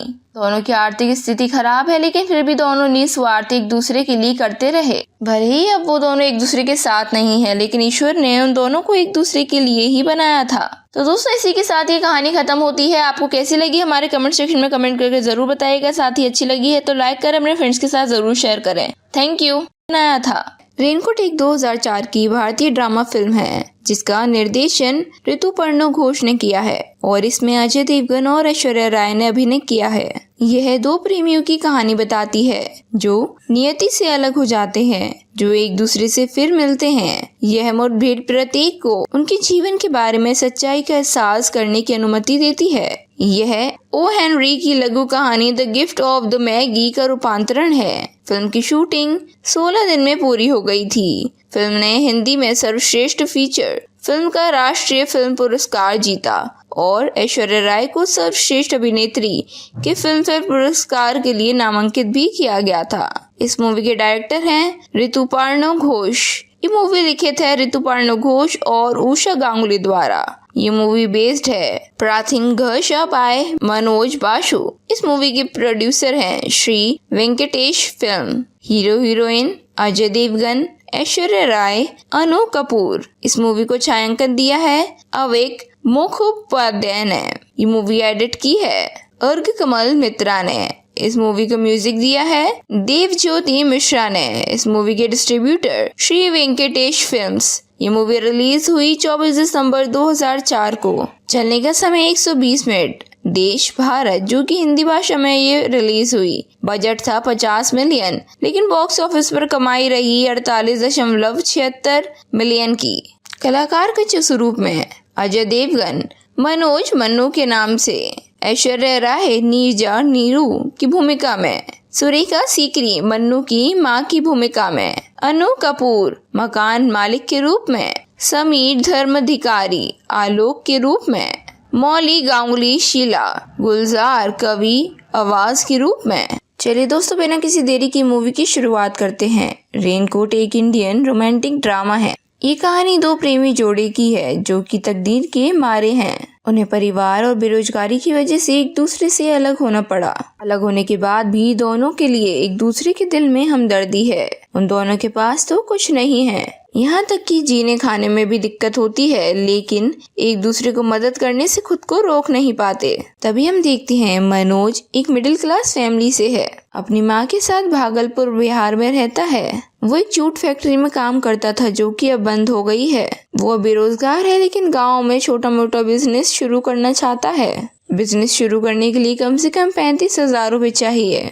बात 2004 की है इसीलिए 35,000 की कीमत भी काफी है। मनोज के दोस्त कलकत्ता में अच्छी खासी कंपनी में काम किया करते हैं। उसे उम्मीद है कि उसे अपने दोस्तों से कुछ मदद मिल जाएगी। उसका एक जिगरी दोस्त आलोक है जो कि उसी के गांव में रहता है। दोनों स्कूल में साथ में पढ़े थे लेकिन आजकल कलकत्ता में एक कंपनी चलाता है। टीवी सीरियल भी प्रोड्यूस करता है। मनोज की मदद कोई और करे ना करे लेकिन आलोक जरूर करेगा। लेकिन आलोक इतने पैसों की व्यवस्था नहीं कर सकता है, इसीलिए कलकत्ता आने के बाद मनोज आलोक अपने सभी दोस्तों से थोड़ी थोड़ी मदद मांगते हैं। आलोक ने सबको पहले ही फोन कर दिया है। उन्होंने एक कहानी भी लिखी है जिसमें सब कुछ है, कैसे जूट फैक्ट्री बंद हुई और उसकी वजह से उसे आर्थिक तंगी से गुजरना पड़ रहा है। बिजनेस शुरू करने के लिए वो दोस्तों की मदद की उम्मीद करता है। मनोज बहुत ही स्वाभिमानी लड़का है, उसे किसी और से पैसे मांगने में बहुत दिक्कत होती है। आलोक की पत्नी शीला भी बहुत अच्छी है, उसे कोई दिक्कत नहीं है कि आलोक अपने दोस्त को पैसे दे। वो आलोक को सजेशन देती है कि ना मनोज को भी अपनी प्रोडक्शन कंपनी में कोई ना कोई जॉब दे दो, लेकिन ऐसा नहीं हो सकता क्योंकि मनोज ऐसे कामों के लिए नहीं बना है। उसका व्यक्तित्व ऐसा नहीं है, उस सब के लिए चालू दिमाग चाहिए। आलोक ने ऑफिस जाने से पहले मनोज को सारे पते दे दिए जहाँ जहाँ उसे आज जाना है। आलोक आज उसे टाइम नहीं दे सकता है क्योंकि दूरदर्शन वालों से आज उसके स्लॉट की मीटिंग है, लेकिन बाकी दोस्तों के यहाँ वो ऑफिस से लौटते वक्त खुद पैसों की बात कर लेगा। तभी मनोज की जेब में एक और एड्रेस है। वो आलोक से उसके बारे में पूछता है कि ये पता कहाँ पर है। जब आलोक उस पते को देखता है तो बेहद ही गुस्सा हो जाता है। वो एड्रेस किसी और का नहीं बल्कि मनोज की एक्स गर्लफ्रेंड नीरू का होता है। 6 साल पहले उसने एक अमीर आदमी से शादी कर ली थी। भागलपुर से कलकत्ते के लिए निकलने से पहले मनोज की मां ने भी वहां जाकर उसे हाथ फैलाने से मना किया था, लेकिन तब भी आलोक शर्त लगाता है कि अगर वो नीरू से मिलने गया तो कम से कम 15,000 रुपए लेकर आना। तभी आलोक वो पता बता देता है। तभी एक तेज बारिश हो रही थी जहाँ पर निकलने से पहले आलोक की पत्नी ने उसे एक रेनकोट दिया और उसका फोन उसके हाथ में थमा दिया कि अगर किसी भी तरह की प्रॉब्लम हो सके तो वो इस फोन से बात कर ले। निकलने से पहले वो ये भी कहती है कि अगर वो अपनी एक्स गर्लफ्रेंड शीला से मिलने जा रहा है तो उसके लिए कुछ गिफ्ट भी लेकर जाए, लेकिन मनोज की जेब में एक पैसा नहीं है। उस पर्स में केवल कागज और गुटके भरे हैं। आज का दिन उसके लिए अच्छा था। अपने 3 दोस्तों से मिलने के बाद उसके पास करीब 12,000 रुपए जमा हो गए थे। सेकेंड हाफ में वो वापस नीरू के घर पर जाने की हिम्मत करता है। आजकल वो पहले वाले एड्रेस पर नहीं रहती है। बड़ी मुश्किल से उसने नीरू के नए पते का पता लगाया है। असल में मनोज को पैसों की कोई उम्मीद नहीं है, बस वो एक बार नीरू को देखना चाहता है। 6 साल से ऐसे ही टाइम बीत गया। वो कैसा है, क्या चल रहा है। बारिश में किसी तरह वो उस एड्रेस पर पहुंचता है। काफी देर बेल बजाने के बाद आखिरकार नीरू उस दरवाजे पर आती है।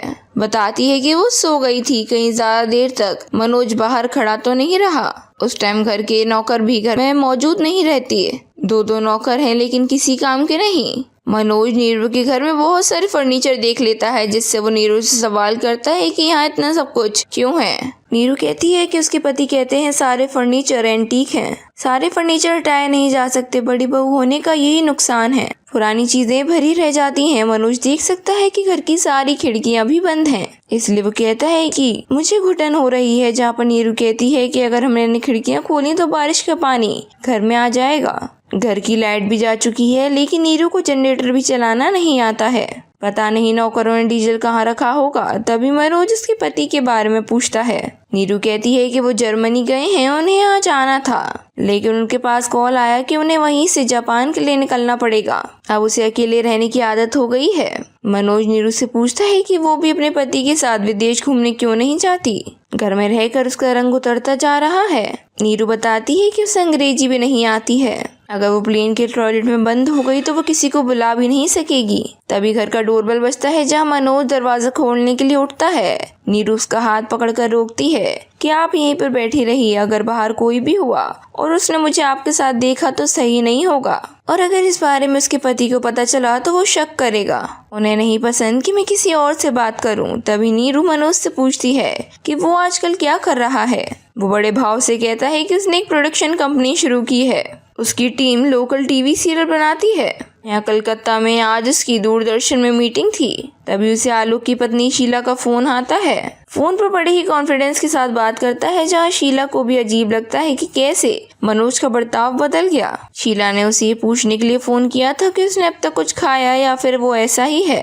तभी नीरू उससे पूछती है कि वो फोन भी रखता है। गांव में तो नेटवर्क नहीं आते होंगे, लेकिन तभी मनोज कहता है कि उसने ये फोन अपना सेक्रेटरी को दे दिया है। जब वो कलकत्ता आता है तो वो इसे ही यूज करता है। मनोज उसे ऐसे ही बड़ी बड़ी बातें बोलता है, जैसे गांव में उसने 6 मंजिल मकान बनवा लिया है। ऊपर के 2 फ्लोर में उसकी माँ और वो दोनों रहते हैं। घर में अटैच लैट्रिन बाथरूम है और एक नौकर माँ की सेवा करती है। उसकी माँ उसके लिए एक लड़की ढूंढ रही है, लेकिन उसे नहीं लगता कि उसकी शादी हो पाएगी। अगर दूरदर्शन में स्लॉट मिल गया तो उसे इस साल प्रोडक्शन का काम शुरू करना होगा। ये सारी बातें उसने अपने दोस्त आलोक के मुंह से सुनी थी। नीरू कहती है कि उसे अपनी सेक्रेटरी से बचकर रहना चाहिए। दोनों को बात करते हुए काफी देर हो जाती है, जहाँ पर नीरू मनोज से पूछती है कि वो क्या खाएगा। मनोज कहता है कि वो हर्बल डाइट पर है, वो उसके खाने की चिंता ना करे। उसे दोपहर में ना खाने की आदत है, वो गुटखा खा लेता है, इसीलिए उसे दिन भर भूख नहीं लगती। नीरू कहती है कि वो भी डाइट पर है, फ्राइडे को केवल खिचड़ी खाती है। उसका ट्रेनर डाइट के मामले में बहुत सख्त है, ऊपर से नौकर भी अभी नहीं आए हैं। वो 2 मिनट में मनोज के खाने के लिए बाहर से कुछ ले आएगी। बाहर बारिश हो रही थी, इसीलिए वो मनोज का रेनकोट पहनती है। अच्छे से चेहरा ढककर बाहर जाती है। मनोज भी घर पर अकेला बैठा क्या करता, और अब तो बारिश भी कम हो चुकी थी, इसीलिए सिगरेट पीने के लिए वो घर की खिड़कियां खोलता है। थोड़ी देर बाद ही खिड़की पर किसी आदमी ने आवाज लगाई, क्या वो गेट खोल सकता है? उसे जोर का टॉयलेट आया है। आसपास कोई पब्लिक टॉयलेट नहीं है, क्या वो बाथरूम यूज कर सकता है? उसकी बातों में आकर मनोज दरवाजा खोल देता है। तभी मनोज उस आदमी को बोलता है कि अब वो जा सकता है, लेकिन आदमी कहता है वो बहुत देर से बाहर इंतजार कर रहा था और अब वो अंदर आ चुका है, तो वो ऐसे नहीं जाएगा। तुम कौन हो जो मुझे अपने ही घर से बाहर निकाल रहे हो? मनोज बताता है कि वो नीरू के गाँव से आया है, एक ही मोहल्ले में पला बड़ा है। मनोज कहता है उसे पता नहीं था कि वो उसका हस्बैंड है। वो आदमी कहता है कि वो उसका हस्बैंड नहीं है। वो कहता है कि वो मकान मालिक है, हर रोज किराया वसूलने के लिए वो यहाँ पर आता है, लेकिन वो दरवाजा नहीं खोलती, सारी खिड़कियाँ बंद रखती है। आज भी वो घर से बाहर ही था, तुम रिक्शे में आए, बैल बजाई और घर के अंदर आ गए। मनोज कहता है ये घर तो नीरू के हस्बैंड का है। मकान मालिक कहता है कि नीरू ये भी कहेगी ये फर्नीचर भी उसका है। अजी ये सब तो नाटक कंपनी का है, बड़े चालाक लोग हैं ये, उसी के मकान को नाटक कंपनी का गोदाम बना दिया। अगली बार आओगे तो यहाँ फर्नीचर का नया सेट मिलेगा। मनोज कहता है कि उसने शादी के समय देखा था कि उसके ससुराल का परिवार अच्छा भला था। मकान मालिक बताता है कि उसके पति ने उसे एक दिन बड़ी कंपनी का रिकमेंडेशन लेटर दिखाया, तो उसने मकान भाड़े पे दे दिया, लेकिन जब भाड़ा समय से नहीं मिला, जब उसने इंक्वायरी की तो पता चला कि वो लेटर फर्जी था। बापूजी पहले ही नौकरी छोड़ चुके थे, जिस कंपनी में वो काम करते थे उसमें फ्रॉड किया, दूसरी कंपनी में भी उन्होंने वही सब किया, उन्हें वहां से भी निकाल दिया गया। अब आधी रात में आएगा तो शराब के नशे में धुत होकर। मकान मालिक बताता है कि वो 2-3 दिन में इन्हें यहाँ से निकालने वाला है। उनका 4,000 महीने के हिसाब से 10 महीने का 40,000 रुपये बकाया है। तभी मनोज मकान मालिक को 3 महीने का 12,000 रुपये दे देता है। उसके पास अभी केवल इतने ही रुपए ही होते हैं। अपने दोस्तों से उसे इतने ही मिल सके थे, जिसपे मकान मालिक से कहता है कि अभी वो इन 12,000 से अपना काम चला ले और कुछ भी करने से पहले एक बार उसे चिट्ठी जरूर लिखे, वो कुछ न कुछ जुगाड़ जरूर कर देगा। मकान मालिक 3 महीने की रसीद काटता है, उसके हाथों में थमाता है, फिर वहां से चला जाता है। मनोज ने नीरू के नाम एक चिट्ठी लिखी और रसीद के साथ ही मोड़कर पलंग के नीचे रख दिया, ताकि उसके जाने के बाद वो रसीद वो देख सके। मनोज को नीरू का यह हाल जानकर बहुत दुख है। जब वो किचन में जाता है तो देखता है सच में किचन में खाने का सामान कुछ भी नहीं है। थोड़ी सी खिचड़ी है जिसे नीरू ने कटोरे में ढक कर रखा है। बाथरूम में ढेरों शराब की बोतल भरी पड़ी है। थोड़ी देर में नीरू वहां पर आती है। वो होटल से गरम गरम पूरी सब्जी बनवा के लाती है। बातें करते करते मनोज से अपनी न्यू प्रोडक्शन कंपनी के बारे में बताता है। दोनों की भी बातें ही मनगढ़ंत होती हैं। दोनों की हालत एक जैसी है। इतना होने के बाद भी कि नीरू के पास खाने तक के पैसे नहीं हैं। एक वक्त भूखे रहकर काम चलाना पड़ता है। उसने मनोज के लिए पूरी सब्जी बनवा दी। मनोज उसे भी खाने के लिए कहता है, जिस पर नीरू फिर से कहानी बनाती है। उसके डाइटिशियन को पता चलेगा, उसका वजन बढ़ जाएगा। खैर अब मनोज को जाना होगा, साथ ही वो ये भी कहता है कि वो उससे मिलते रहेगा। तभी नीरू कहती है कि वो 2-3 दिन में नए फ्लैट में शिफ्ट हो रहे हैं, लेकिन उसके पास नए फ्लैट का एड्रेस नहीं है। मनोज कहता है कि वो जहाँ भी रहेगी वो उसे ढूंढ लेगा। मनोज फिर से आलोक के घर आता है। आलोक अपनी पत्नी से पूछता है कि मनोज घर पर आ गया, जिस पर वो बतलाती है कि वो जब से आए उनका मूड खराब है। तभी आलोक ये भी कहता है कि उसने अपने दोस्तों से बात की थी और उसके फ्रेंड ने उसे पैसे भी दिए थे। शीला कहती है किसी ने उसकी जेब मार ली और सारे पैसे लूट लिए। मनोज कहता है कि भाभी उसे बचाने के लिए झूठ कह रही हैं। तभी मनोज सारी बात सच सच बताता है। शीला को मनोज के प्रति हमदर्दी थी, क्योंकि उसका हाल भी वैसा ही है। वो पहले किसी और से प्यार करती थी। तभी उस रात शीला मनोज के कमरे में आती है और कहती है रेनकोट में उसका कुछ सामान छूट गया था। रेनकोट की जेब में नीरू के गले का हार रखा है। उसमें एक चिट्ठी भी है कि जब वो खाना लेने बाहर गई तो उसे रेनकोट में रखी उसकी चिट्ठी मिली कि उसकी नौकरी चली गई है और वो यहाँ अपने दोस्तों से पैसे उधार लेने आया है।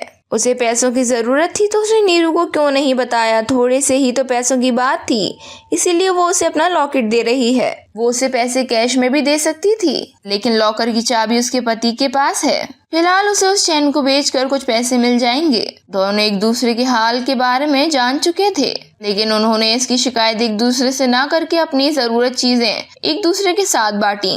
दोनों की आर्थिक स्थिति खराब है, लेकिन फिर भी दोनों निस्वार्थ एक दूसरे के लिए करते रहे। भले ही अब वो दोनों एक दूसरे के साथ नहीं है, लेकिन ईश्वर ने उन दोनों को एक दूसरे के लिए ही बनाया था। तो दोस्तों, इसी के साथ ये कहानी खत्म होती है। आपको कैसी लगी हमारे कमेंट सेक्शन में कमेंट करके जरूर बताइएगा। साथ ही अच्छी लगी है तो लाइक करें, अपने फ्रेंड्स के साथ जरूर शेयर करें। Thank you. बनाया था। रेनकोट एक 2004 की भारतीय ड्रामा फिल्म है जिसका निर्देशन ऋतुपर्णो घोष ने किया है और इसमें अजय देवगन और ऐश्वर्या राय ने अभिनय किया है। यह दो प्रेमियों की कहानी बताती है जो नियति से अलग हो जाते हैं, जो एक दूसरे से फिर मिलते हैं। यह मुठभेड़ प्रत्येक को उनके जीवन के बारे में सच्चाई का एहसास करने की अनुमति देती है। यह ओ हेनरी की लघु कहानी the gift of the Maggi का रूपांतरण है। फिल्म की शूटिंग 16 दिन में पूरी हो गई थी। फिल्म ने हिंदी में सर्वश्रेष्ठ फीचर फिल्म का राष्ट्रीय फिल्म पुरस्कार जीता और ऐश्वर्या राय को सर्वश्रेष्ठ अभिनेत्री के फिल्म फेयर पुरस्कार के लिए नामांकित भी किया गया था। इस मूवी के डायरेक्टर हैं ऋतुपर्णो घोष। ये मूवी लिखित है ऋतुपर्णो घोष और उषा गांगुली द्वारा। ये मूवी बेस्ड है प्राथिन घोषा बाय मनोज बासु। इस मूवी के प्रोड्यूसर हैं Shri Venkatesh film. Hero heroine Ajay Devgan, Aishwarya Rai, Anu Kapoor. इस मूवी को छायांकन दिया है अवेक मुखोपाध्याय ने। ये मूवी एडिट की है अर्घ कमल मित्रा ने। इस मूवी को म्यूजिक दिया है देवज्योति मिश्रा ने। इस मूवी के डिस्ट्रीब्यूटर श्री वेंकटेश फिल्म्स। ये मूवी रिलीज हुई 24 दिसंबर 2004 को। चलने का समय 120 मिनट। देश भारत, जो कि हिंदी भाषा में ये रिलीज हुई। बजट था 50 मिलियन, लेकिन बॉक्स ऑफिस पर कमाई रही 48.76 मिलियन की।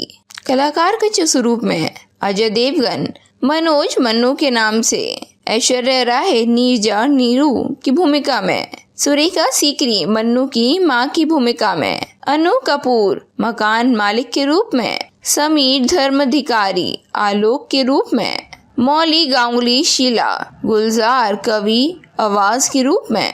चलिए दोस्तों, बिना किसी देरी की मूवी की शुरुआत करते हैं। रेनकोट एक इंडियन रोमांटिक ड्रामा है। ये कहानी दो प्रेमी जोड़े की है जो कि तकदीर के मारे हैं।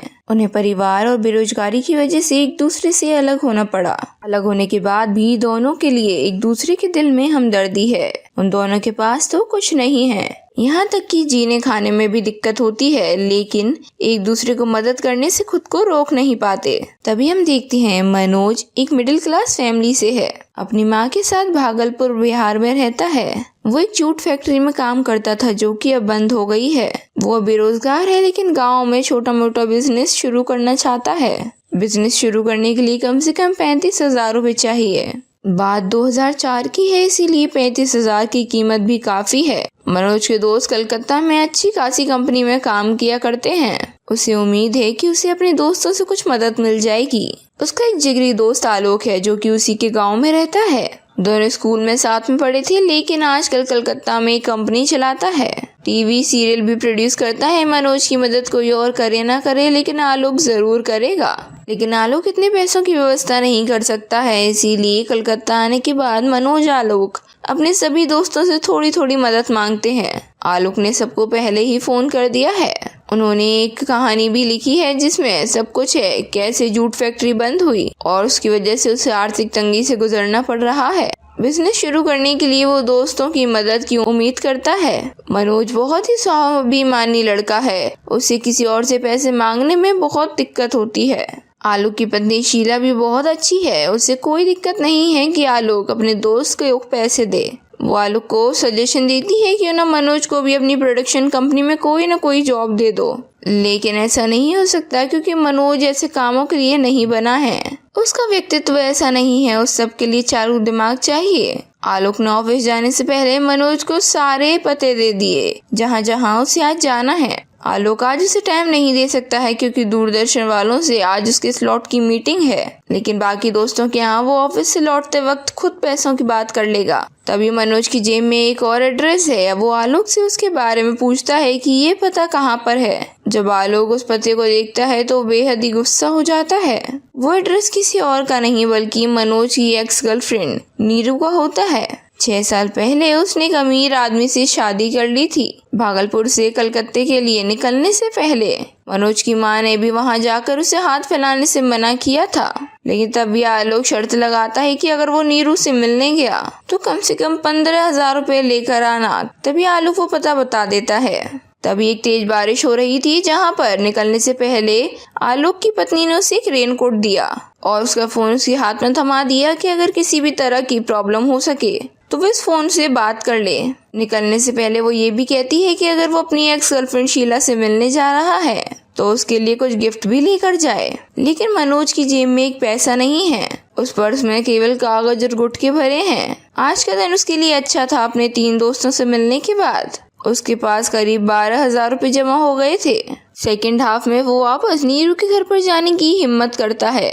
आजकल वो पहले वाले एड्रेस पर नहीं रहती है। बड़ी मुश्किल से उसने नीरू के नए पते का पता लगाया है। असल में मनोज को पैसों की कोई उम्मीद नहीं है, बस वो एक बार नीरू को देखना चाहता है। 6 साल से ऐसे ही टाइम बीत गया। वो कैसा है, क्या चल रहा है। बारिश में किसी तरह वो उस एड्रेस पर पहुंचता है। काफी देर बेल बजाने के बाद आखिरकार नीरू उस दरवाजे पर आती है।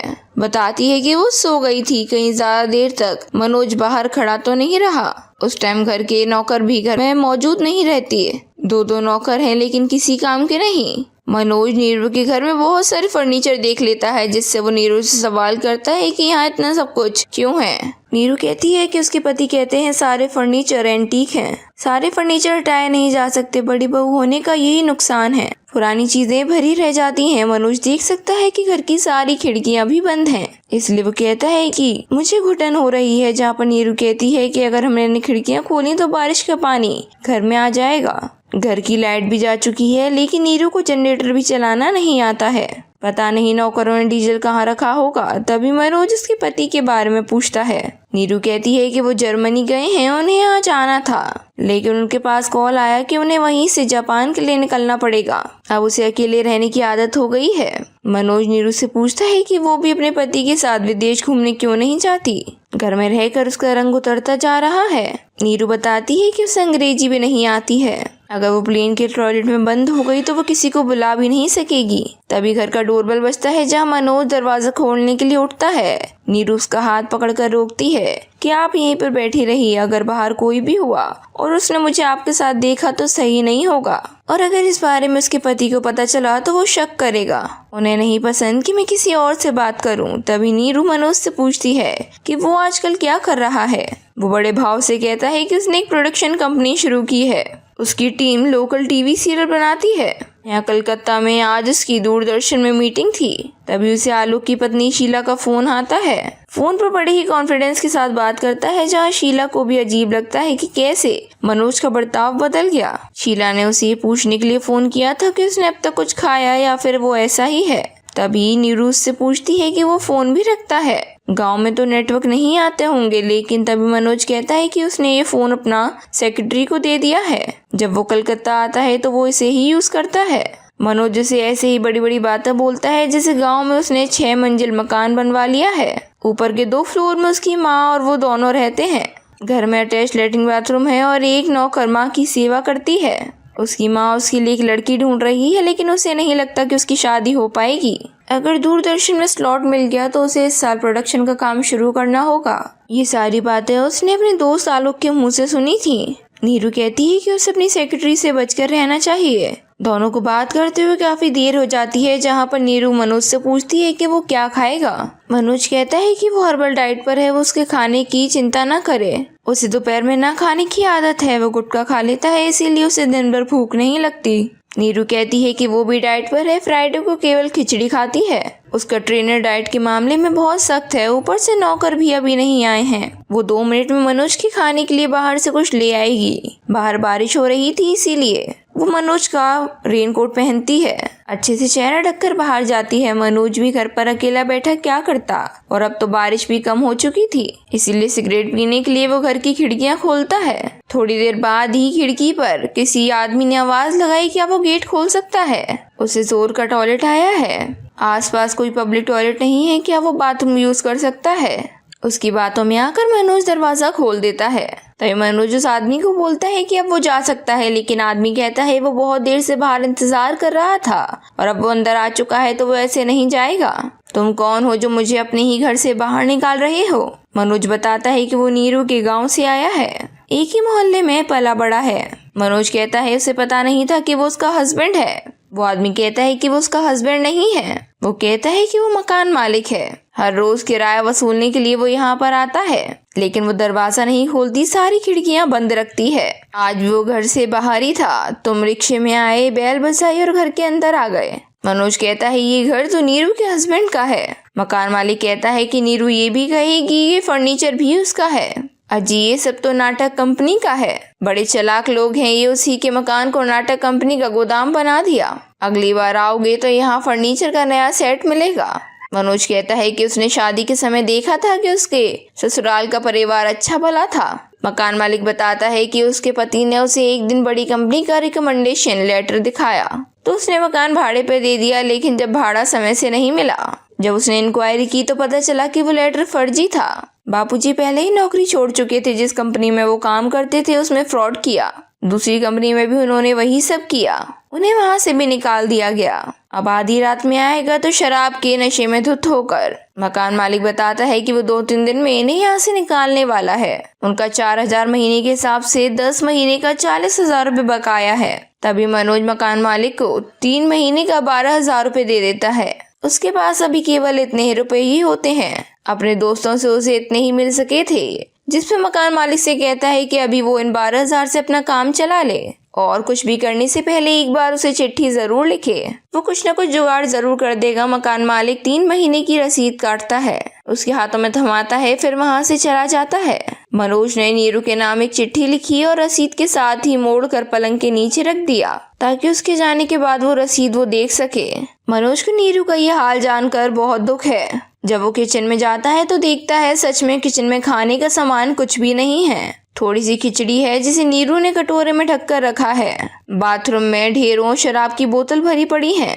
थोड़ी देर में नीरू वहां पर आती है, वो होटल से गरम गरम पूरी सब्जी बनवा के लाती है। बातें करते करते मनोज से अपनी न्यू प्रोडक्शन कंपनी के बारे में बताता है। दोनों की भी बातें ही मनगढ़ंत होती हैं। दोनों की हालत एक जैसी है, इतना होने के बाद भी कि नीरू के पास खाने तक के पैसे नहीं हैं। एक वक्त भूखे रहकर काम चलाना पड़ता है। उसने मनोज के लिए पूरी सब्जी बनवा दी। मनोज उसे भी खाने के लिए कहता है, जिस पर नीरू फिर से कहानी बनाती है। उसके डाइटिशियन को पता चलेगा, उसका वजन बढ़ जाएगा। खैर अब मनोज को जाना होगा, साथ ही वो ये भी कहता है कि वो उससे मिलते रहेगा। तभी नीरू कहती है कि वो 2-3 दिन में नए फ्लैट में शिफ्ट हो रहे हैं, लेकिन उसके पास नए फ्लैट का एड्रेस नहीं है। मनोज कहता है कि वो जहाँ भी रहेगी वो उसे ढूंढ लेगा। मनोज फिर से आलोक के घर आता है। आलोक अपनी पत्नी से पूछता है कि मनोज घर पर आ गया, जिस पर वो बतलाती है कि वो जब से आए हैं उनका मूड खराब है। तभी आलोक ये भी कहता है कि उसने अपने दोस्तों से बात की थी और उसके फ्रेंड ने उसे पैसे भी दिए थे। शीला कहती है किसी ने उसकी जेब मार ली और सारे पैसे लूट लिए। मनोज कहता है कि भाभी उसे बचाने के लिए झूठ कह रही हैं। तभी मनोज सारी बात सच सच बताता है। शीला को मनोज के प्रति हमदर्दी थी, क्योंकि उसका हाल भी वैसा ही है, वो पहले किसी और से प्यार करती थी। तभी उस रात शीला मनोज के कमरे में आती है और कहती है रेनकोट में उसका कुछ सामान छूट गया था। रेनकोट की जेब में नीरू के गले का हार रखा है। उसमें एक चिट्ठी भी है कि जब वो खाना लेने बाहर गई तो उसे रेनकोट में रखी उसकी चिट्ठी मिली कि उसकी नौकरी चली गई है और वो यहाँ अपने दोस्तों से पैसे उधार लेने आया है। उसे पैसों की जरूरत थी तो उसने नीरू को क्यों नहीं बताया। थोड़े से ही तो पैसों की बात थी, इसीलिए वो उसे अपना लॉकेट दे रही है। वो उसे पैसे कैश में भी दे सकती थी, लेकिन लॉकर की चाबी उसके पति के पास है। फिलहाल उसे उस चैन को बेचकर कुछ पैसे मिल जाएंगे। दोनों एक दूसरे के हाल के बारे में जान चुके थे, लेकिन उन्होंने इसकी शिकायत एक दूसरे से ना करके अपनी जरूरत चीजें एक दूसरे के साथ बांटी।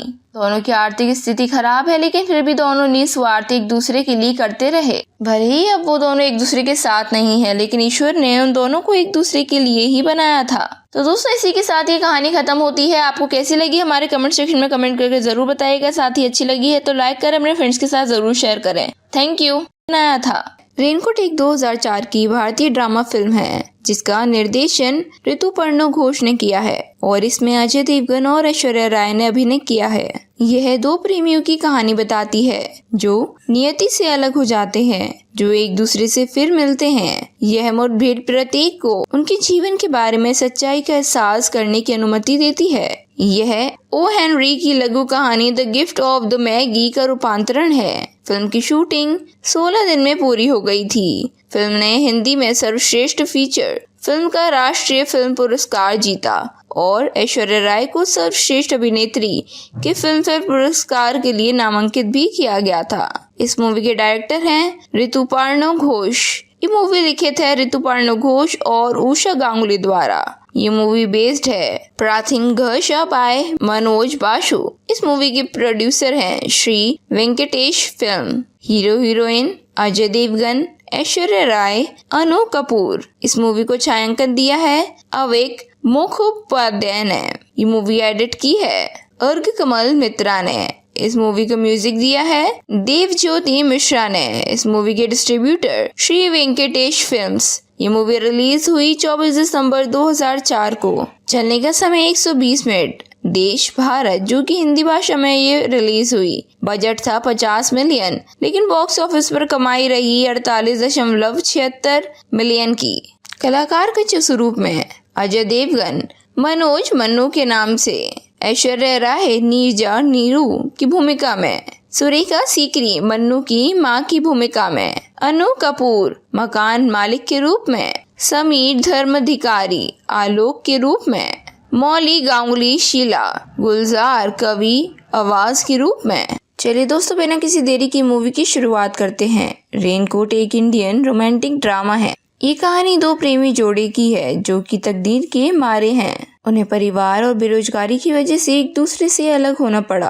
अलग होने के बाद भी दोनों के लिए एक दूसरे के दिल में हमदर्दी है। उन दोनों के पास तो कुछ नहीं है, यहाँ तक कि जीने खाने में भी दिक्कत होती है, लेकिन एक दूसरे को मदद करने से खुद को रोक नहीं पाते। तभी हम देखते हैं मनोज एक मिडिल क्लास फैमिली से है। अपनी माँ के साथ भागलपुर बिहार में रहता है। वो एक जूट फैक्ट्री में काम करता था जो कि अब बंद हो गई है। वो बेरोजगार है, लेकिन गाँव में छोटा मोटा बिजनेस शुरू करना चाहता है। बिजनेस शुरू करने के लिए कम से कम 35,000 रुपए चाहिए। बात 2004 की है, इसीलिए 35,000 की कीमत भी काफी है। मनोज के दोस्त कलकत्ता में अच्छी खासी कंपनी में काम किया करते हैं। उसे उम्मीद है कि उसे अपने दोस्तों से कुछ मदद मिल जाएगी। उसका एक जिगरी दोस्त आलोक है जो कि उसी के गांव में रहता है। दोनों स्कूल में साथ में पढ़े थे, लेकिन आजकल कलकत्ता में एक कंपनी चलाता है। टीवी सीरियल भी प्रोड्यूस करता है। मनोज की मदद कोई और करे ना करे, लेकिन आलोक जरूर करेगा। लेकिन आलोक इतने पैसों की व्यवस्था नहीं कर सकता है, इसीलिए कलकत्ता आने के बाद मनोज आलोक अपने सभी दोस्तों से थोड़ी थोड़ी मदद मांगते हैं। आलोक ने सबको पहले ही फोन कर दिया है।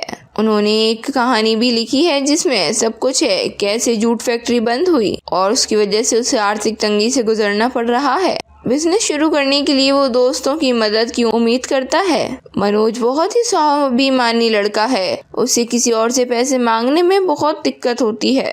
आलोक की पत्नी शीला भी बहुत अच्छी है। उसे कोई दिक्कत नहीं है कि आलोक अपने दोस्त को पैसे दे। वो आलोक को सजेशन देती है कि ना मनोज को भी अपनी प्रोडक्शन कंपनी में कोई ना कोई जॉब दे दो, लेकिन ऐसा नहीं हो सकता क्योंकि मनोज ऐसे कामों के लिए नहीं बना है। उसका व्यक्तित्व ऐसा नहीं है। उस सब के लिए चालू दिमाग चाहिए। आलोक ने ऑफिस जाने से पहले मनोज को सारे पते दे दिए जहाँ जहाँ उसे आज जाना है। आलोक आज उसे टाइम नहीं दे सकता है क्योंकि दूरदर्शन वालों से आज उसके स्लॉट की मीटिंग है, लेकिन बाकी दोस्तों के यहाँ वो ऑफिस से लौटते वक्त खुद पैसों की बात कर लेगा। तभी मनोज की जेब में एक और एड्रेस है। वो आलोक से उसके बारे में पूछता है कि ये पता कहाँ पर है। जब आलोक उस पते को देखता है तो बेहद ही गुस्सा हो जाता है। वो एड्रेस किसी और का नहीं बल्कि मनोज की एक्स गर्लफ्रेंड नीरू का होता है। 6 साल पहले उसने एक अमीर आदमी से शादी कर ली थी। भागलपुर से कलकत्ते के लिए निकलने से पहले मनोज की माँ ने भी वहाँ जाकर उसे हाथ फैलाने से मना किया था, लेकिन तब भी आलोक शर्त लगाता है कि अगर वो नीरू से मिलने गया तो कम से कम 15,000 रुपए लेकर आना। तभी आलोक वो पता बता देता है। तभी एक तेज बारिश हो रही थी, जहाँ पर निकलने से पहले आलोक की पत्नी ने उसे एक रेनकोट दिया और उसका फोन उसके हाथ में थमा दिया कि अगर किसी भी तरह की प्रॉब्लम हो सके तो वो इस फोन से बात कर ले। निकलने से पहले वो ये भी कहती है कि अगर वो अपनी एक्स गर्लफ्रेंड शीला से मिलने जा रहा है तो उसके लिए कुछ गिफ्ट भी लेकर जाए। लेकिन मनोज की जेब में एक पैसा नहीं है, उस पर्स में केवल कागज और गुटके भरे हैं। आज का दिन उसके लिए अच्छा था। अपने 3 दोस्तों से मिलने के बाद उसके पास करीब 12,000 रुपए जमा हो गए थे। सेकेंड हाफ में वो वापस नीरू के घर पर जाने की हिम्मत करता है।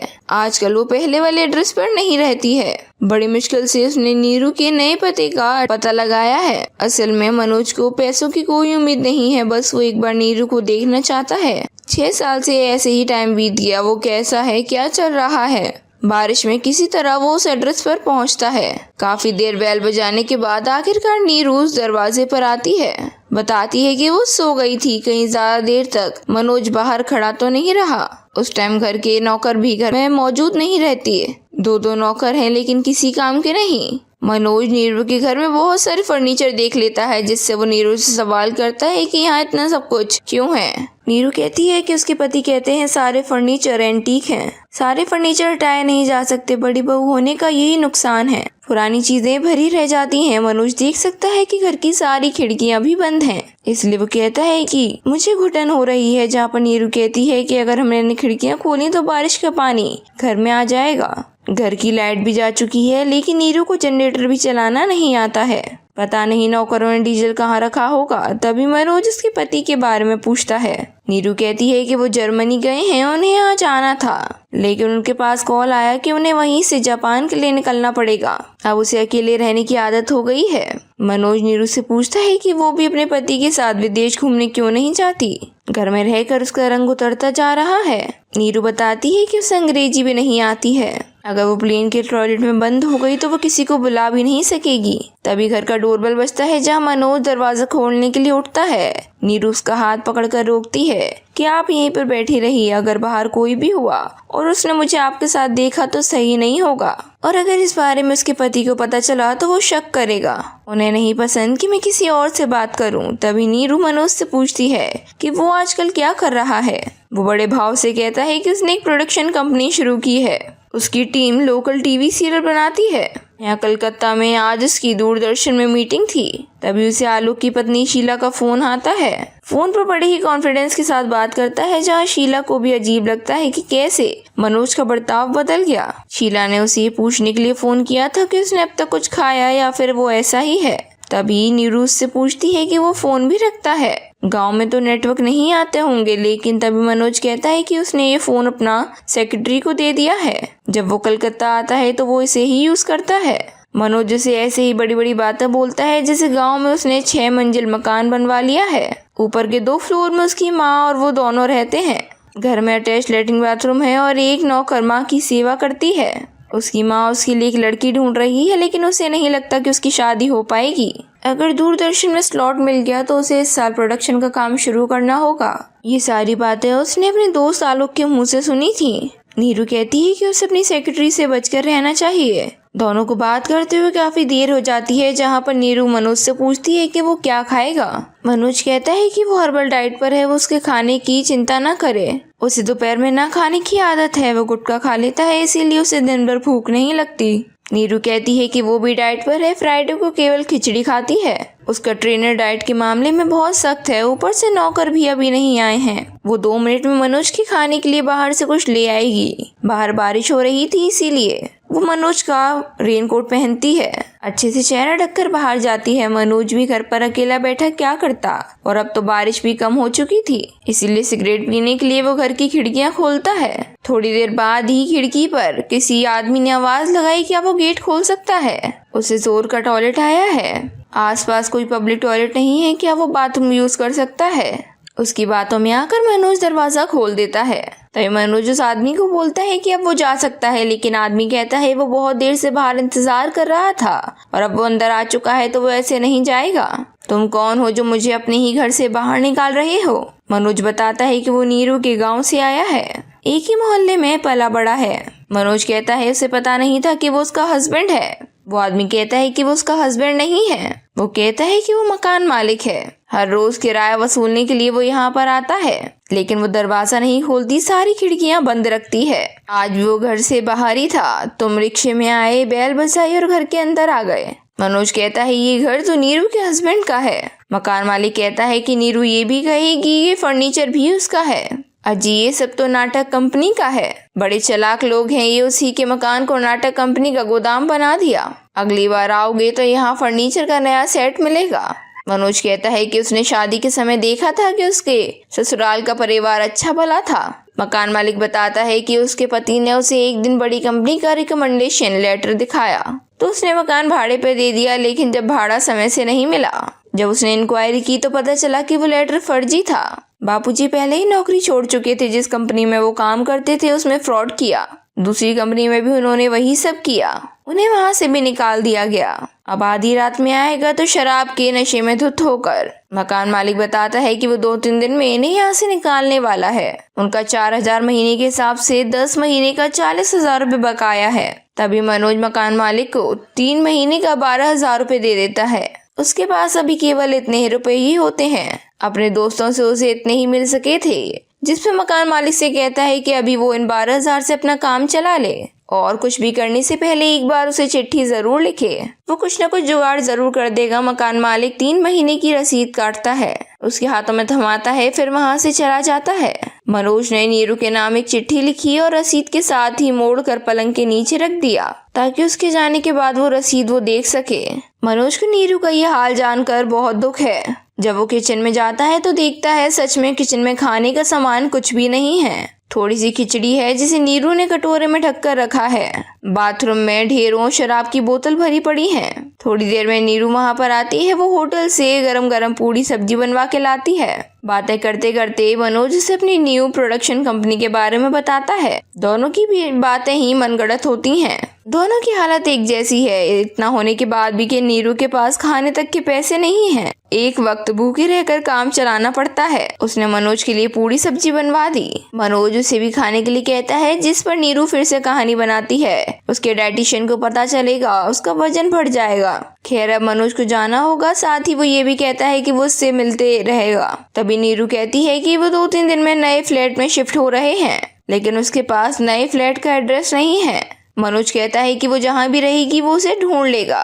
मनोज फिर से आलोक के घर आता है। आलोक अपनी पत्नी से पूछता है कि मनोज घर पर आ गया, जिस पर वो बतलाती है कि वो जब से आए हैं उनका मूड खराब है। तभी आलोक ये भी कहता है कि उसने अपने दोस्तों से बात की थी और उसकी फ्रेंड ने उसे पैसे भी दिए थे। शीला कहती है किसी ने उसकी जेब मार ली और सारे पैसे लूट लिए। मनोज कहता है कि भाभी उसे बचाने के लिए झूठ कह रही हैं। तभी मनोज सारी बात सच सच बताता है। शीला को मनोज के प्रति हमदर्दी थी, क्योंकि उसका हाल भी वैसा ही है, वो पहले किसी और से प्यार करती थी। तभी उस रात शीला मनोज के कमरे में आती है और कहती है रेनकोट में उसका कुछ सामान छूट गया था।